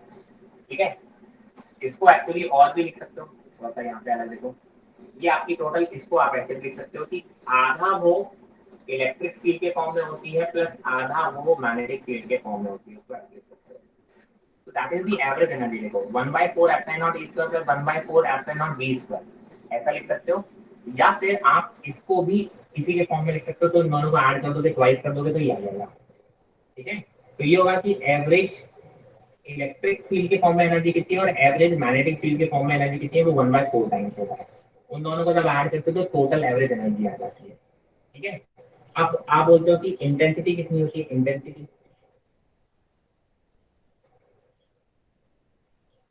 ठीक है, इंटेंसिटी आप क्या कह सकते हो, that is equal to I and that is equal to U into C. C पता है क्या है sir, C speed of light है, तो इंटेंसिटी को you can write as half epsilon naught E square into C. Intensity energy per unit area per unit time. ठीक है, तो आप बोलोगे sir energy per unit area per unit time आप निकालोगे तो कितनी आ जाएगी, ये इस तरीके से आ जाएगी। हाँ सर ठीक है, और कोई दिक्कत, हाँ मोमेंटम, लीनियर मोमेंटम,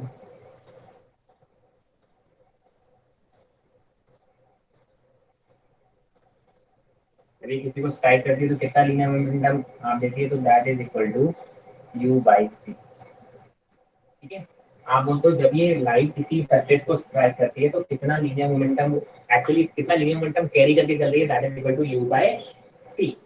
ठीक है, अब ध्यान रखना होता क्या है, इसमें दो है, एक लाइट टकराई और एब्जॉर्ब हो गई, तो कितना लीनियर मोमेंटम उसने इम्पार्ट किया, इतना। ठीक है, अगर एक लाइट टकराई और वापस आ गई तो total change in linear momentum पता कितना होगा, ध्यान है, जाने वाला मोमेंटम पी आई था, आने वाला माइनस ऑफ पी आई था, अगर चेंज निकालोगे तो that will be equal to 2 times of P I. ठीक है, तो अगर एब्जॉर्ब हो गई है तो इतना लीनियर मोमेंटम इम्पार्ट कर देगी, और अगर रिफ्लेक्ट हो गई है, ठीक है, तो आप बोलोगे सर अगर ये मोमेंटम इम्पार्टेड होगा, इम्पार्ट बोल सकते हो कि जब भी किसी को स्ट्राइक कर रही है तो कितना लीनियर मोमेंटम इम्पार्ट करेगी, इतना। अगर ये एब्जॉर्ब हो गई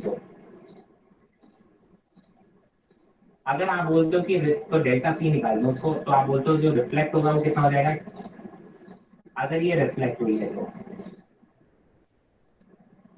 ठीक है, तो रिफ्लेक्ट होने पे आपको मालूम है लीनियर मोमेंटम में चेंज कितना आता है, ट्वाइस ऑफ लीनियर मोमेंटम आता है। ये न्यूटन लॉज ऑफ मोशन में अपन ने पढ़ा था, टकरा के वापस आ रहा है अगर कोई, तो टोटल चेंज इन मोमेंटम कितना हो जाता है, वो हो जाता है ट्वाइस ऑफ एम बी। ठीक है, तो आप बोलोगे अगर वो एब्जॉर्ब हो गई तो लीनियर मोमेंटम कितना है, यू बाई सी। यू क्या है यहाँ पे, एनर्जी, एवरेज एनर्जी। ये फॉर्मूले डायरेक्ट फॉर्मूले पे बेस्ड क्वेश्चन आते हैं, ध्यान रखें, ये डायरेक्ट फॉर्मूले के बेस्ड क्वेश्चन आते हैं ईएमएस में, या तो आपको वेव दे रखी होगी, दूसरी वेव देखो, इस पे बहुत क्वेश्चन आए, एक वेव दे रखी होगी, दूसरी वेव दे रखी होगी, उससे आपको आंसर्स निकालने होंगे। एक क्वेश्चन अपन कर लेंगे। तो ये बातें थी ईएमएफ की। अब ईएमएफ की आप क्या करोगे सर, ईएमएफ का एक स्पेक्ट्रम होता है ना। इंफ्रारेड, इस रेंज को इंफ्रारेड बोलते हैं, इस रेंज को विजिबल रेज बोलते हैं, इस रेंज को अल्ट्रावायलेट बोलते हैं, इसको एक्स रेज बोलते हैं, इसको गामा रेज बोलते हैं। और सबकी थोड़ी सी एक बार आप आइडिया ले लेना कि सर सबका यूज क्या होता है। माइक्रोवेव का क्या यूज होता है, रेडियो वेव्स का जैसे ट्रांसमिशन कम्युनिकेशन में यूज होता है रेडियो वेव्स का। ठीक है, एक्सरेज का यूज क्या होता है जो अपने मेडिकल्स वगैरह में यूज होता है। ठीक है, विजिबल रेज मतलब अपन को देखने में काम आती है। इंफ्रारेड हीट हीट वगैरह करने के काम आती है इंफ्रारेड रेज। अल्ट्रावायलेट, तो इनकी क्या रेंज है आपको ये तो पता है कि अगर आप इंफ्रारेड, वायलेट मतलब विजिबल रेज, अल्ट्रावायलेट रेज ऐसे जाओगे तो फ्रीक्वेंसी बढ़ रही है और लैम्डा डिक्रीज हो रहा है। ठीक है, तो ये सब एक थोड़ा सा आइडिया ले लेना, थ्योरेटिकली आप उनको रीडिंग कर लेना, आपको कहीं पर भी मिल जाएंगी ईएम वेव्स की एप्लीकेशन और उनकी रेंज। कई बार आपको उस पर क्वेश्चन पूछ दिया जाएगा, वरना जनरली क्वेश्चन पूछा जाता है इन बेसिक छोटे फॉर्मूलों पे। मैं आपको एक दो क्वेश्चन करा देता हूँ क्योंकि आया मैं क्वेश्चन में से करना चाहता हूँ, क्योंकि इसमें एक वेव वाला है, कैसे सॉल्व करते हैं मैं वो दिखा दूँ अगर मिल जाएगा मुझे तो। गेट द क्वेश्चन, मिलना थोड़ा मुश्किल है।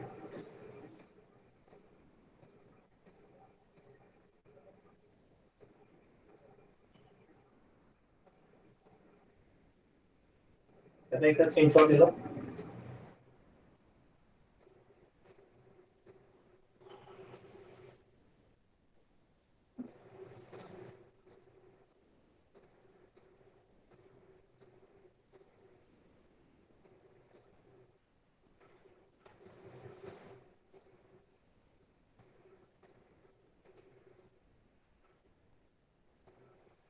जो आप किसी क्वेश्चन को ढूंढते हो तभी मिलता है, हमेशा।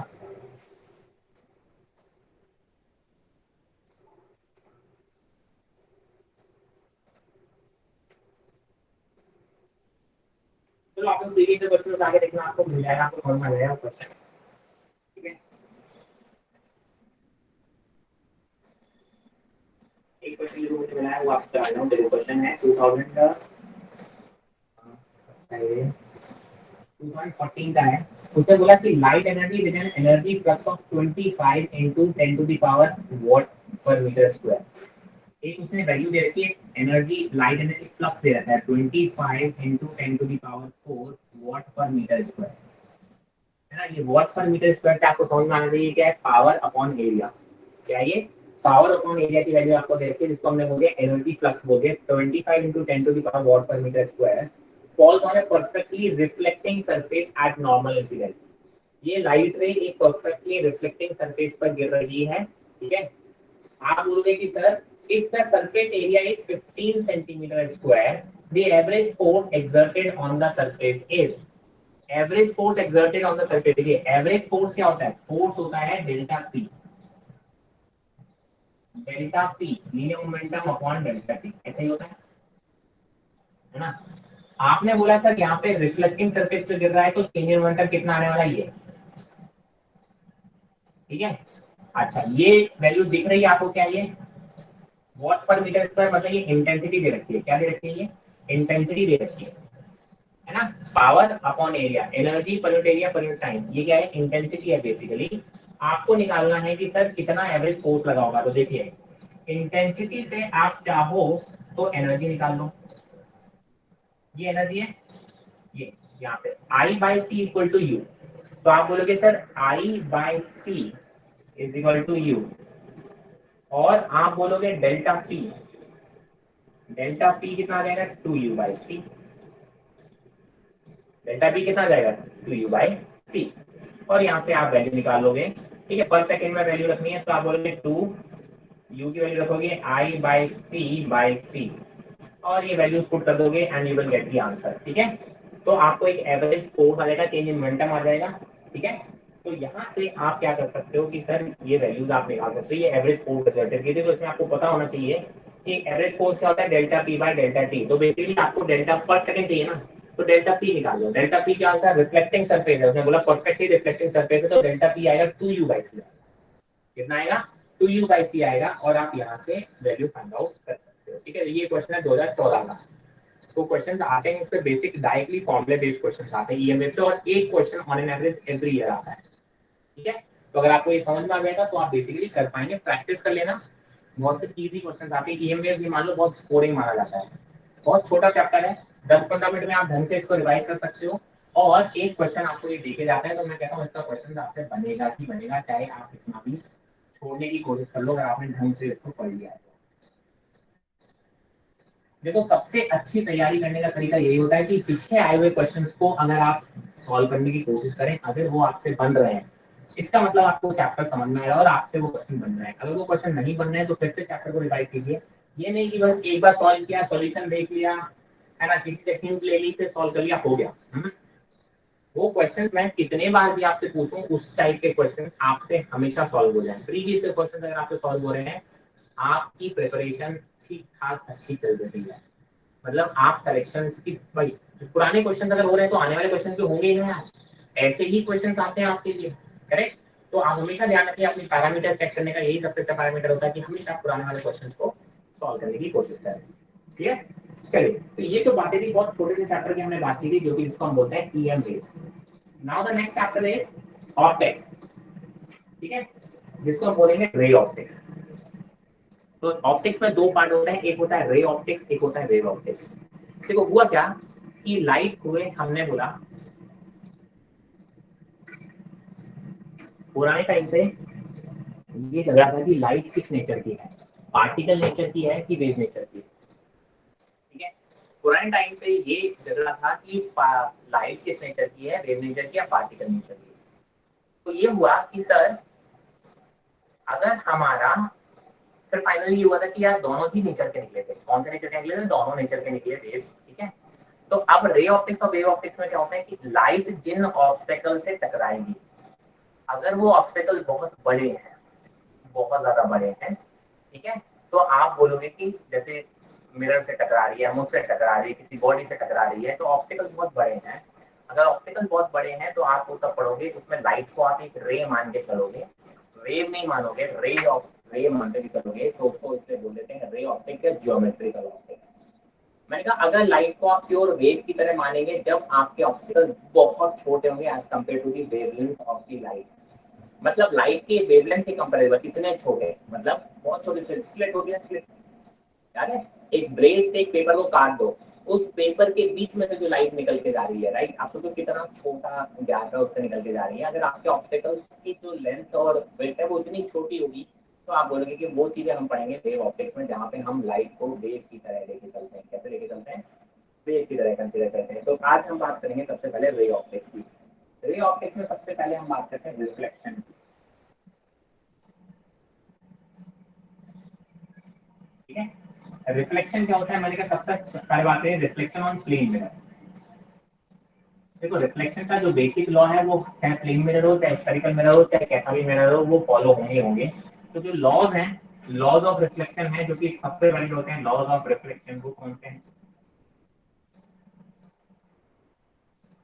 जो लॉज ऑफ रिफ्लेक्शन है वो कौन से हैं, ठीक है। आप बोलते हो कि सर यही, ये मान लो एक रिफ्लेक्टिंग सरफेस है, अगर एक लाइट रे यहाँ पे आ रही है, इसको हम बोलते हैं इंसिडेंट रे, टकराने के बाद ये लाइट ऐसे चली जाती है, इसको हम बोलते हैं रिफ्लेक्टेड, रिफ्लेक्टेड, इसको हम बोलते हैं इंसिडेंट रे।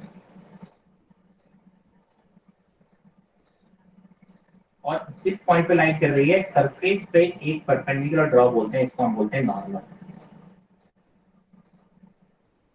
इस नॉर्मल से ये जो इंसिडेंट रे एंगल, ध्यान रखना मिरर से नहीं, नॉर्मल से जो इंसिडेंट रे एंगल बनाती है उसको हम बोलते हैं एंगल ऑफ इंसिडेंस, और जो रिफ्लेक्टेड रे नॉर्मल से एंगल बनाते हैं उसको हम बोलते हैं एंगल ऑफ रिफ्लेक्शन। पहला लॉ ये बोलता है कि sir I equal to R,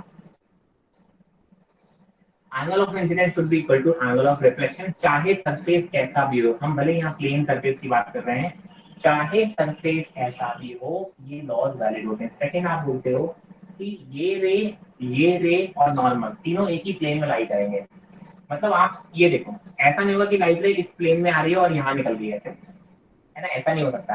अगर लाइट रे इस प्लेन में आ रही है तो वापस भी इसी प्लेन में जाएगी, और नॉर्मल भी आप उसी प्लेन में ड्रॉ करेंगे, ठीक है। तो ये दो बेसिक लॉज हैं, आप बोलोगे जिनको हम बोलते हैं लॉज ऑफ रिफ्लेक्शन। अगर हम बात करें मिरर की, प्लेन मिरर की बात करें, प्लेन मिरर में तो ऑब्वियस सी बात है प्लेन मिरर में रिफ्लेक्शन की वजह से इमेज बनती है। अच्छा, इमेज और इमेज का थोड़ा सा आप डेफिनेशन मान लो। इमेज का मतलब क्या होता है कि जब भी दो या दो से ज्यादा रिफ्लेक्टेड रेस किसी एक पॉइंट पे मीट करेंगी या मीट करती हुई नजर आएंगी, उसको हम बोलते हैं इमेज। ध्यान रखना, रिफ्लेक्टेड रेस जब भी एक पॉइंट पे मिलेंगी, रिफ्लेक्टेड, इंसिडेंट रेज नहीं, इंसिडेंट रेज जिस पॉइंट पे मिलेंगी या जहां से मिलती हुई नजर आएंगी उसको हम बोलते हैं ऑब्जेक्ट। ठीक है, और जहां पे रिफ्लेक्टेड रेज मीट करेंगी या ऐसा लगेगा कि यहाँ मीट कर रही होंगी, उसको हम बोलते हैं इमेज। अब एक्चुअल में अगर मीट कर रही है तो आप बोलोगे रियल इमेज है, रियलिटी इमेज की बात करेंगे, है ना। और आप बोलते हो एक्चुअली तो कभी ये मीट नहीं कर सकती, बट ऐसा लग रहा है कि आगे जाके कहीं मीट कर रही होंगी, आप उनको आपस में मिला नहीं सकते कहीं पे, रियलिटी में मिल नहीं होंगी। क्यों? जैसे मिरर पे आई, मिरर के पीछे तो कुछ है ही नहीं, बट आपको ऐसा लग रहा है कि मिरर के पीछे कहीं जाके मिलेंगी, तो मिल रही होंगी मतलब वर्चुअल हो गया। तो ऐसे ऑब्जेक्ट को हम, वो इमेज को बोल देते हैं वर्चुअल इमेज। ठीक है, तो आप बोलते हो मैंने कहा प्लेन मिरर है, मैंने कहा ये कोई ऑब्जेक्ट है, आप बोलते हो ये देखो एक लाइट रे ऐसे जाएगी, जब भी लाइट रे परपेंडिकुलर गिरेगी किसी मिरर पे तो ये वापस वहीं आती है, ध्यान रखना। हमेशा कभी भी परपेंडिकुलर टू द सरफेस गिरेगी तो उसी लाइट में ये वापस आएगी, चाहे सरफेस कैसा भी हो। तो आप बोलते हो एक लाइट रे ऐसे गई और आप बोलते हो एक लाइट रे ऐसे गई।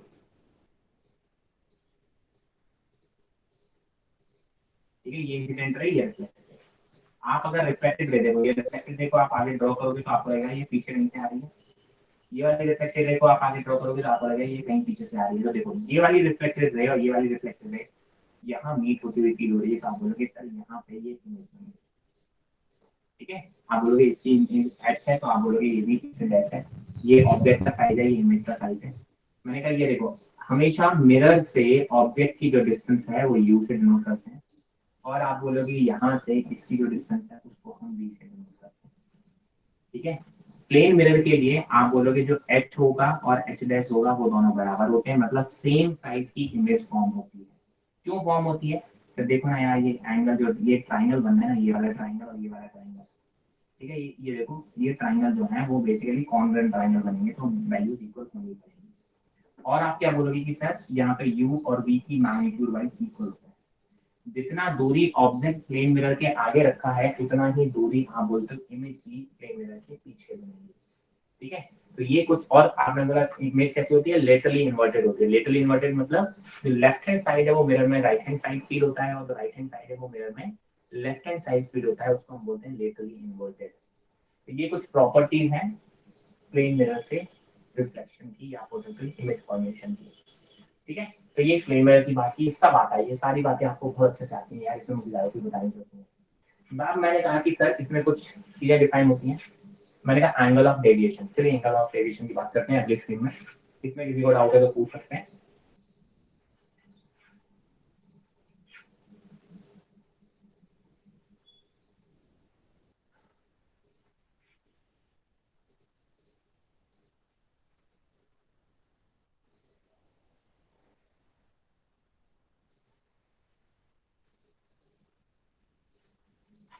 एंगल ऑफ डेविएशन क्या होता है, अगर आप चीजों को समझ जाओगे तो मेरे हिसाब से कभी याद रखने वाली जरूरत नहीं पड़ेगी।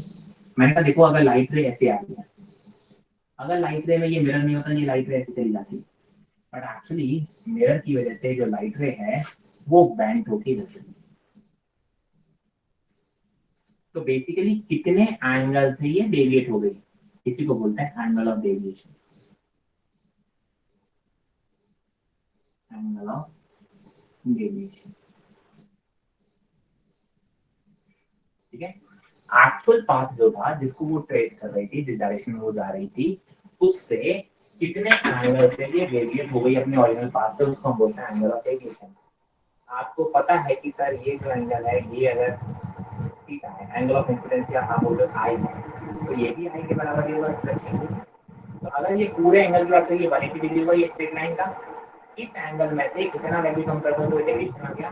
तो डेविएशन की वैल्यू देखो कितनी है, टोटल एंगल है पाई, पाई में से 2y माइनस कर दूं तो देखिए ये angle of deviation when light रे is incident on a angle of ABC कितना आ रहा है पाई माइनस 2 पाई माइनस 2।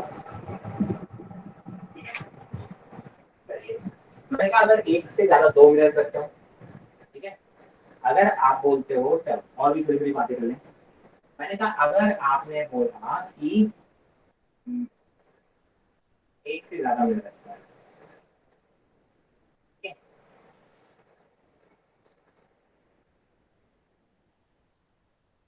और उनके बीच में एंगल थीटा है और ऑब्जेक्ट यहाँ पे है, तो आप बोलोगे इसकी कई सारी इमेजेस बनेंगी।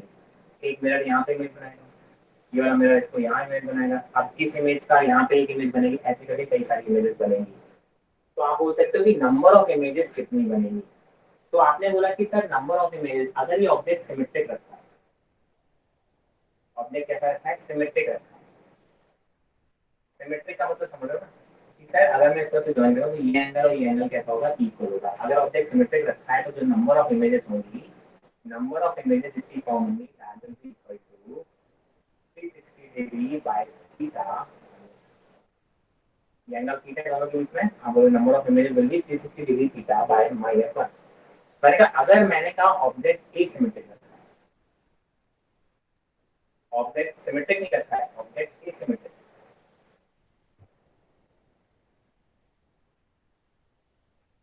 तो दो केस बनेंगे। आप बोलते हैं 360 डिग्री बाय थीटा, अगर एक इवन नंबर है तो नंबर ऑफ इमेजेस कितनी बनेंगी,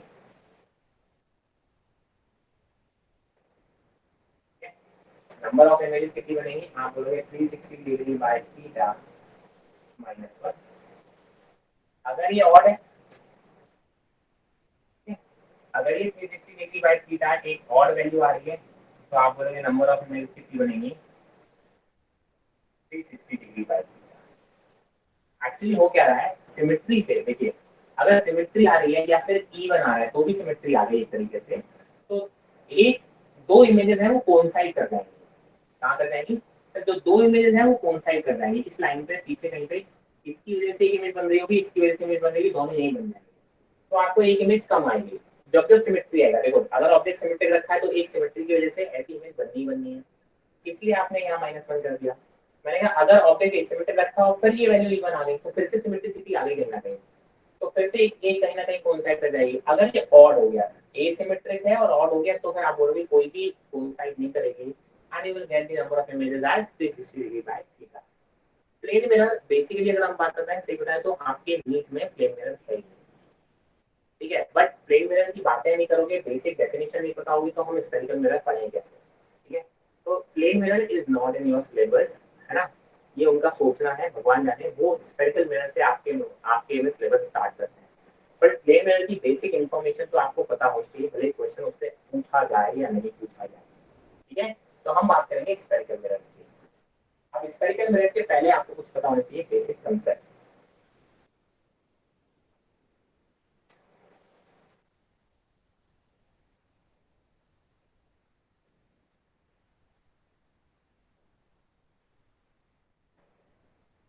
तो सबसे पहले हम बात करेंगे स्फेरिकल मिरर की कुछ बेसिक कंसेप्ट।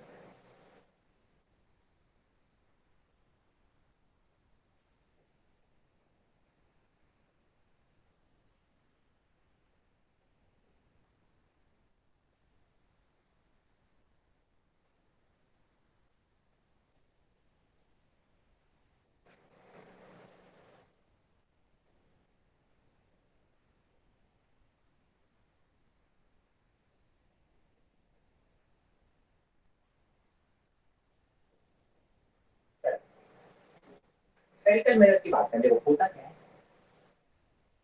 एक स्फीयर इसका रेडियस है, इसका सेंटर है, स्फीयर जान दो, ऐसे बॉल है ये। अब इस बॉल से मैं एक छोटा सा पीस को कट कर दूं,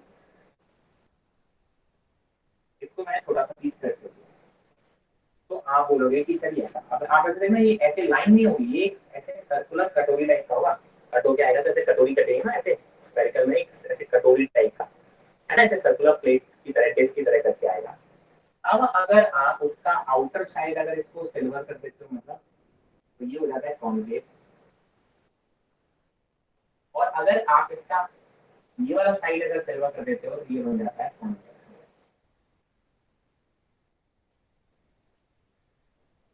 आप ऐसे लाइन ड्रॉ करते हो, इसको हम बोलते हैं प्रिंसिपल एक्सिस, क्योंकि इसके सेंटर से पास होती है, सेंटर पॉइंट को हम बोलते हैं फोर, इसको हम बोलते हैं प्रिंसिपल एक्सिस।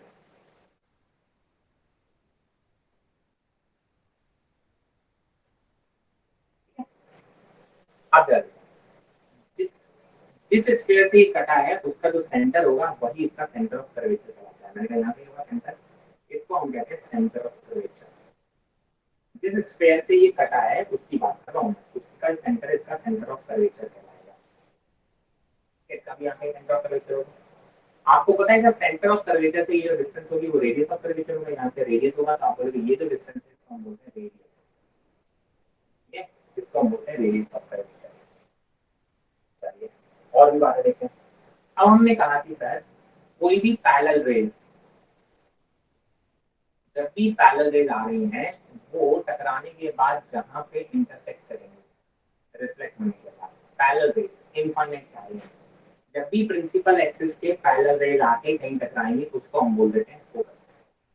ऐसे आप बोलो यहाँ पे भी पैरेलल रेज आएंगे, अभी टकराने का डाइवर्ट हो जाते हैं, रिफ्लेक्ट होते हैं, तो आप बोलते हो यहाँ कहीं पे ये आपस में कनेक्ट होंगे तो ये होता है। ठीक है, कॉन्केव मिरर कन्वर्ट्स करता है एक पॉइंट पे और कॉन्वेक्स मिरर डाइवर्ट करता है रेज को।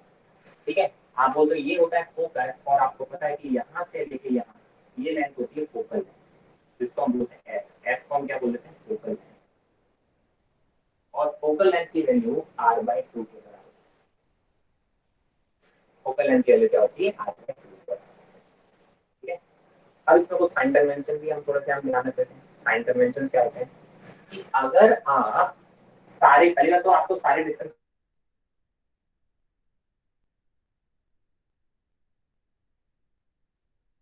सर स्क्रीन शो नहीं हो रही।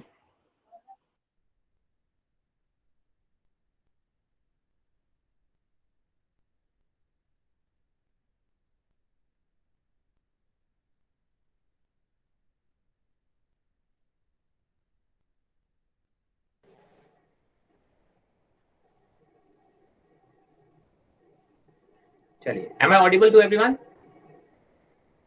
हाँ जी सर। चलो, हाँ मैं क्या बोला था, हाँ मैंने कहा सारी डिस्टेंसेज आप यहाँ से मेजर करना स्टार्ट करोगे। ठीक है, आप बोलोगे अगर आप इंसिडेंट रे, ये इंसिडेंट रे है ना, ये इंसिडेंट रे की डायरेक्शन में अगर आपकी डिस्टेंस आएंगी तो आप उनको पॉजिटिव बोलोगे। इंसिडेंट रे की डायरेक्शन में अगर आपके मेजरमेंट होंगे तो आप उनको पॉजिटिव बोलोगे, और इंसिडेंट रे के ऑपोजिट अगर आपके मेजरमेंट होंगे तो आप उनको नेगेटिव बोलोगे। प्रिंसिपल एक्सिस के ऊपर की तरफ कोई मेजरमेंट हो रहा होगा तो आप उसको पॉजिटिव बोलोगे, और प्रिंसिपल एक्सिस से नीचे की तरफ कोई हो रहा है तो उसको नेगेटिव बोलोगे। देखो, अगर कॉनकेव मिरर की बात करें तो फोकल लेंथ कहाँ से मेजर करोगे, यहाँ से पोल से ये डिस्टेंस को आप फोकल लेंथ बोलोगे, तो मतलब आप इंसिडेंट रे के ऑपोजिट जा रहे हो, इसीलिए कॉनकेव मिरर के लिए जो फोकल लेंथ आएगी वो नेगेटिव आएगी, यानी लेस देन 0। ठीक है, इसको नेगेटिव बोल देते हैं। जबकि आप बोलोगे ये पोल है, इंसिडेंट रे यहाँ से यहाँ जा रही है, आप बोलोगे जब कॉन्वेक्स मिरर में आप बोलोगे कहाँ, इधर की तरफ जाके मेजर करोगे जो कि इंसिडेंट रे की डायरेक्शन में है, तो आप बोलोगे एफ की वैल्यू कैसे आती है, पॉजिटिव। ठीक है, ऐसे ही आप बोलोगे ऑब्जेक्ट, ऑब्जेक्ट की लेंथ को u बोलते हैं और मिरर की डिस्टेंस को v बोलते हैं। तो अगर आपका ऑब्जेक्ट यहाँ कहीं रखा है, यहाँ कहीं ऑब्जेक्ट रखा है, तो आप बोलोगे डिस्टेंस मेजर कैसे करोगे, u, तो आप बोलोगे u नेगेटिव लोगे। अगर इमेज में यहीं बन रहा है तो ये डिस्टेंस हो जाती है v, तो आपको वो डिपेंड करेगा आपकी सिचुएशन वाइज कि u कभी पॉजिटिव आएगा कि u कभी नेगेटिव आएगा। दैट विल डिपेंड कि सर वो u की वैल्यू कहाँ है, कैसे, आपको पता होनी चाहिए कि आपको कैसे मेजर करनी है। ये sign conventions are very important, इसका हम ध्यान रखेंगे। ठीक है, I hope this is very clear. इसमें किसी कोई डाउट है तो पूछ सकता है please. Any doubt? Sir object और इमेज की बता दो एक बारी। ऑब्जेक्ट और इमेज क्या बता दो बेटा? सर उनके साइन कन्वेंशन। ऑब्जेक्ट और इमेज के साइन कन्वेंशन नहीं होते बेटा, ऑब्जेक्ट डिस्टेंस और इमेज डिस्टेंस की बात कर रहे हो क्या? हाँ जी हाँ जी सर, हाँ जी। वही सेम कंसेप्ट है। अगर आपका ऑब्जेक्ट ऐसा रखा हुआ है कि पोल से आप इंसिडेंट रे के ऑपोजिट डायरेक्शन में जा रहे हो, तब जाके ऑब्जेक्ट के पास पहुंचोगे, तो आपकी ऑब्जेक्ट डिस्टेंस नेगेटिव आएगी। अगर आपका ऑब्जेक्ट ऐसे रखा हुआ है कि इंसिडेंट रे की डायरेक्शन में जाऊं मैं पोल से तो मुझे ऑब्जेक्ट मिलेगा, तो आप बोलोगे ऑब्जेक्ट डिस्टेंस कैसी आएगी, पॉजिटिव होगी। तो इंसिडेंट रे की डायरेक्शन में अगर आप मूव करके मोशन मेजरमेंट करोगे तो पॉजिटिव होगा। इंसिडेंट रे के ऑपोजिट चलना पड़ा तो आप बोलोगे कैसा होगा, नेगेटिव होगा, चाहे वो ऑब्जेक्ट डिस्टेंस हो चाहे वो इमेज डिस्टेंस। अगर ऑब्जेक्ट यहाँ रखा है, ये रखा मान लो, तो पोल से किधर चलोगे, इधर की तरफ चलोगे, इंसिडेंट रे के ऑपोजिट चल रहे हो तो ऑब्जेक्ट डिस्टेंस नेगेटिव है। अगर आपका ऑब्जेक्ट यहाँ नहीं रखा होता, वर्चुअल ऑब्जेक्ट होता, तो आप बोलोगे पोल से इस डायरेक्शन में जाके ऑब्जेक्ट डिस्टेंस मेजर करोगे जो कि इंसिडेंट रे की डायरेक्शन में ही है, तो आप बोलोगे सर आपकी ऑब्जेक्ट डिस्टेंस कैसी हो सकती है, पॉजिटिव हो सकती है। तो कंसेप्ट वही है, कन्वेंशन वही फॉलो करने हैं, चाहे कोई सी डिस्टेंस मेजर करो। क्लियर है बात? हाँ जी सर। ठीक है, चलिए और कोई दिक्कत? अब देखिए मैं आपके ऊपर छोड़ रहा हूँ, इमेज फॉर्मेशन जो होता है ये आपको पता होने चाहिए, काफी टाइम 10th में भी हमने पढ़ रखे हैं। तो आप लोग नेक्स्ट क्लास में आप क्या करके आएंगे, आप इमेज फॉर्मेशन देख के आएंगे दोनों के, कॉनकेव मिरर का इमेज फॉर्मेशन कहाँ होता है और कॉन्वेक्स का कहाँ होता है। ठीक है, मैं दोबारा नहीं कराऊंगा, बहुत बेसिक सा है, आपने 10th क्लास में ही पढ़ा होता है उसको। तो आपको मैं एक क्विक रीजन वैसे ही करा देता हूँ। अगर ऑब्जेक्ट इनफाइनाइट पर है, कॉनकेव मिरर की बात करो, अगर ऑब्जेक्ट इनफाइनाइट पे है तो आपकी इमेज बनेगी फोकस पे, ऑब्जेक्ट इनफाइनाइट इमेज बनेगी फोकस पे। ऑब्जेक्ट को आप और पास लेके आओगे, between infinite and centre of curvature होगा, आपकी इमेज फोकस से सेंटर ऑफ कर्वेचर की तरफ बढ़ेगी। ठीक है, तो आप बोलोगे अभी भी इमेज कैसी होगी, रियल होगी, इन्वर्टेड होगी और बहुत छोटी होगी। आप सेंटर ऑफ कर्वेचर पे आ जाओगे तो आप बोलोगे आपकी इमेज भी सेंटर ऑफ कर्वेचर पे पहुंच जाएगी, साइज सेम होगा, रियल होगी, अभी भी इन्वर्टेड होगी, मतलब ऑपोजिट साइन की होगी। आप सेंटर ऑफ कर्वेचर से फोकस की तरफ बढ़ोगे तो इमेज आपकी सेंटर ऑफ कर्वेचर से इनफाइनाइट की तरफ बढ़ेगी। अब साइज बढ़ने लगेगा इमेज का। ठीक है, अब ऑब्जेक्ट के रिस्पेक्ट में साइज ऑफ इमेज बढ़ने लगेगा, होगी अभी भी रियल और इन्वर्टेड। फोकस पे पहुंचोगे तो आपका ऑब्जेक्ट फोकस पे रखोगे तो इमेज कहां बनेगी, इनफाइनाइट में। ठीक है, अगर आप फोकस से पोल की तरफ बढ़ोगे अब तुरंत आपकी जो इमेज है वो वर्चुअल हो जाएगी। तो कॉनकेव मिरर में एक केस ऐसा आता है कि रियल ऑब्जेक्ट के केस में आपकी इमेज वर्चुअल बनती है, that is when it is placed between pole and focus. और वर्चुअल इमेज कहां बनती है, मिरर के पीछे। वर्चुअल का मतलब होता है कि सर हम उसको स्क्रीन पे ऑब्टेन नहीं कर सकते। स्क्रीन का ऑब्टेन करने के लिए क्या, देखो स्क्रीन मतलब जानते हो, आपकी जैसे व्हाइट कलर का एक पर्दा रख दो, जैसे कोई इमेज बन रही है कहीं पे, प्रोजेक्टर देखा, प्रोजेक्टर इमेज बन रही होती है, पर्दा रख दो तो आपकी इमेज दिखने लगती है। तो जहां पे लाइट रेस मीट कर रही है एक्चुअली वहां पर्दा रख दोगे तो आपको इमेज दिखने लगेगी। अब लाइट रे मीट कहां कर रही है, अगर मिरर के पीछे। अब मिरर के पीछे जाके पर्दा तो नहीं रख सकते ना, क्योंकि मिरर के पीछे तो कुछ है ही नहीं। मिरर के अंदर जाके कहीं पर्दा रख सकते हो क्या, नहीं। तो जब भी इमेज आपकी वर्चुअल होगी तो मिरर के अंदर बन रही होगी, वहां पे जाके आप अपनी स्क्रीन नहीं रख सकते, तो इसलिए बोला जाता है कि virtual images can not be obtained on screen. ठीक है, इसी तरीके से अगर मैं कॉन्वेक्स मिरर की बात करूं तो कॉन्वेक्स मिरर में आप ऑब्जेक्ट कहीं पे भी रखो, चाहे वो इनफाइनाइट में रखो, चाहे इनफाइनाइट से लेके पोल के बीच में कहीं पे भी रख दो, आपकी इमेज हमेशा वर्चुअल बनेगी। और वर्चुअल बनेगी तो इरेक्ट बनेगी, इरेक्ट मतलब सीधी बनेगी। और सीधी बनेगी तो आप क्या बोलोगे कि सर साइज जो होगा वो छोटा होगा। ठीक है, कॉनकेव के मिरर में जो वर्चुअल इमेज बनती है वो बड़ी बनती है। कॉनकेव के केस में वर्चुअल इमेज बड़ी बनती है, जबकि कॉन्वेक्स के केस में वर्चुअल इमेज आपकी छोटी बनती है। ठीक है, अब आता है mirror formula. Mirror formula is basically relation between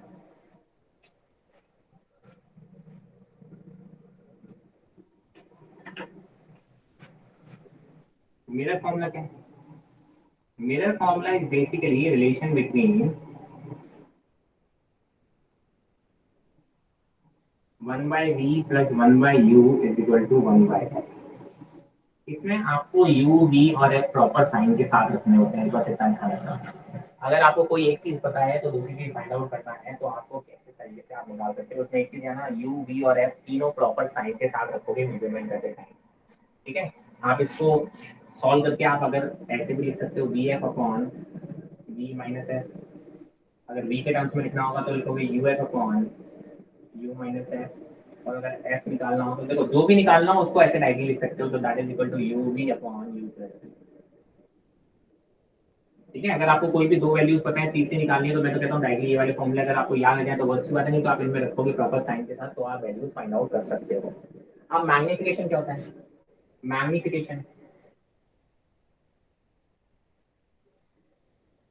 M जिसको बोलते हैं, वो बेसिकली आप बोलते हो height of image upon height of object. Object की इमेज का साइज कितना है और ऑब्जेक्ट का साइज, इसका रेशियो को ही आप क्या बोलते हो, मैग्निफिकेशन बोलते हो, height of image upon height of object, इसके रेशियो को, ठीक है। तो आप बोलते हो जो कि इसके केस में कितना निकलता है, m is equal to minus of v by u. जो मैग्निफिकेशन आता है वो कितना आता है, minus of v by u. अगर आपको v और u पता है तो आप मैग्निफिकेशन निकाल सकते हो स्फेरिकल मिरर के केस, ठीक है। आप चाहो तो इसको ऐसे भी लिख सकते हो, f minus v upon f and f minus q upon f minus q। ठीक है, इंपॉर्टेंट तो ये होता है फॉर्मूला, यही नहीं भी आ रहा है तो कोई बात नहीं, ये वाला फॉर्मूला है, ये तो जाके इसमें वैल्यू पुट करके हमने इसमें कन्वर्ट कर लिया, नहीं भी कन्वर्ट कर पाओ तो कोई बात नहीं, ये फॉर्मूला जरूर याद रहेंगे। तो ये आपको बोले कि u v f कोई भी वैल्यू पता है, दो वैल्यू पता है आपको, तीसरी निकालनी हो तो आप इसमें वैल्यू पुट करके निकाल सकते हो। तो ये तो बेसिक बातें थी, आप कह सकते हो कि इसके बारे में, ये स्फेरिकल मिरर के रिफ्लेक्शन के बारे में, राइट। नेक्स्ट हम पढ़ेंगे रिफ्रैक्शन, ठीक है। तो क्या हम अगली क्लास में पढ़ेंगे, तो अगली क्लास में हम बात करेंगे रिफ्लेक्शन थ्रू पहले प्लेन सरफेस, एंड देन हम पढ़ेंगे refraction through the curve surface, यानी लेंसेज के बारे में बात करेंगे। And then thereafter we will move on to the some devices like microscope and telescope and then we move on to the wave optics, ठीक है। तो आज के इतना ही काफी, कोई डाउट हो तो पूछ सकते हैं, नहीं डाउट्स? नो सर, क्लियर है। चलिए, थैंक यू। Thank you.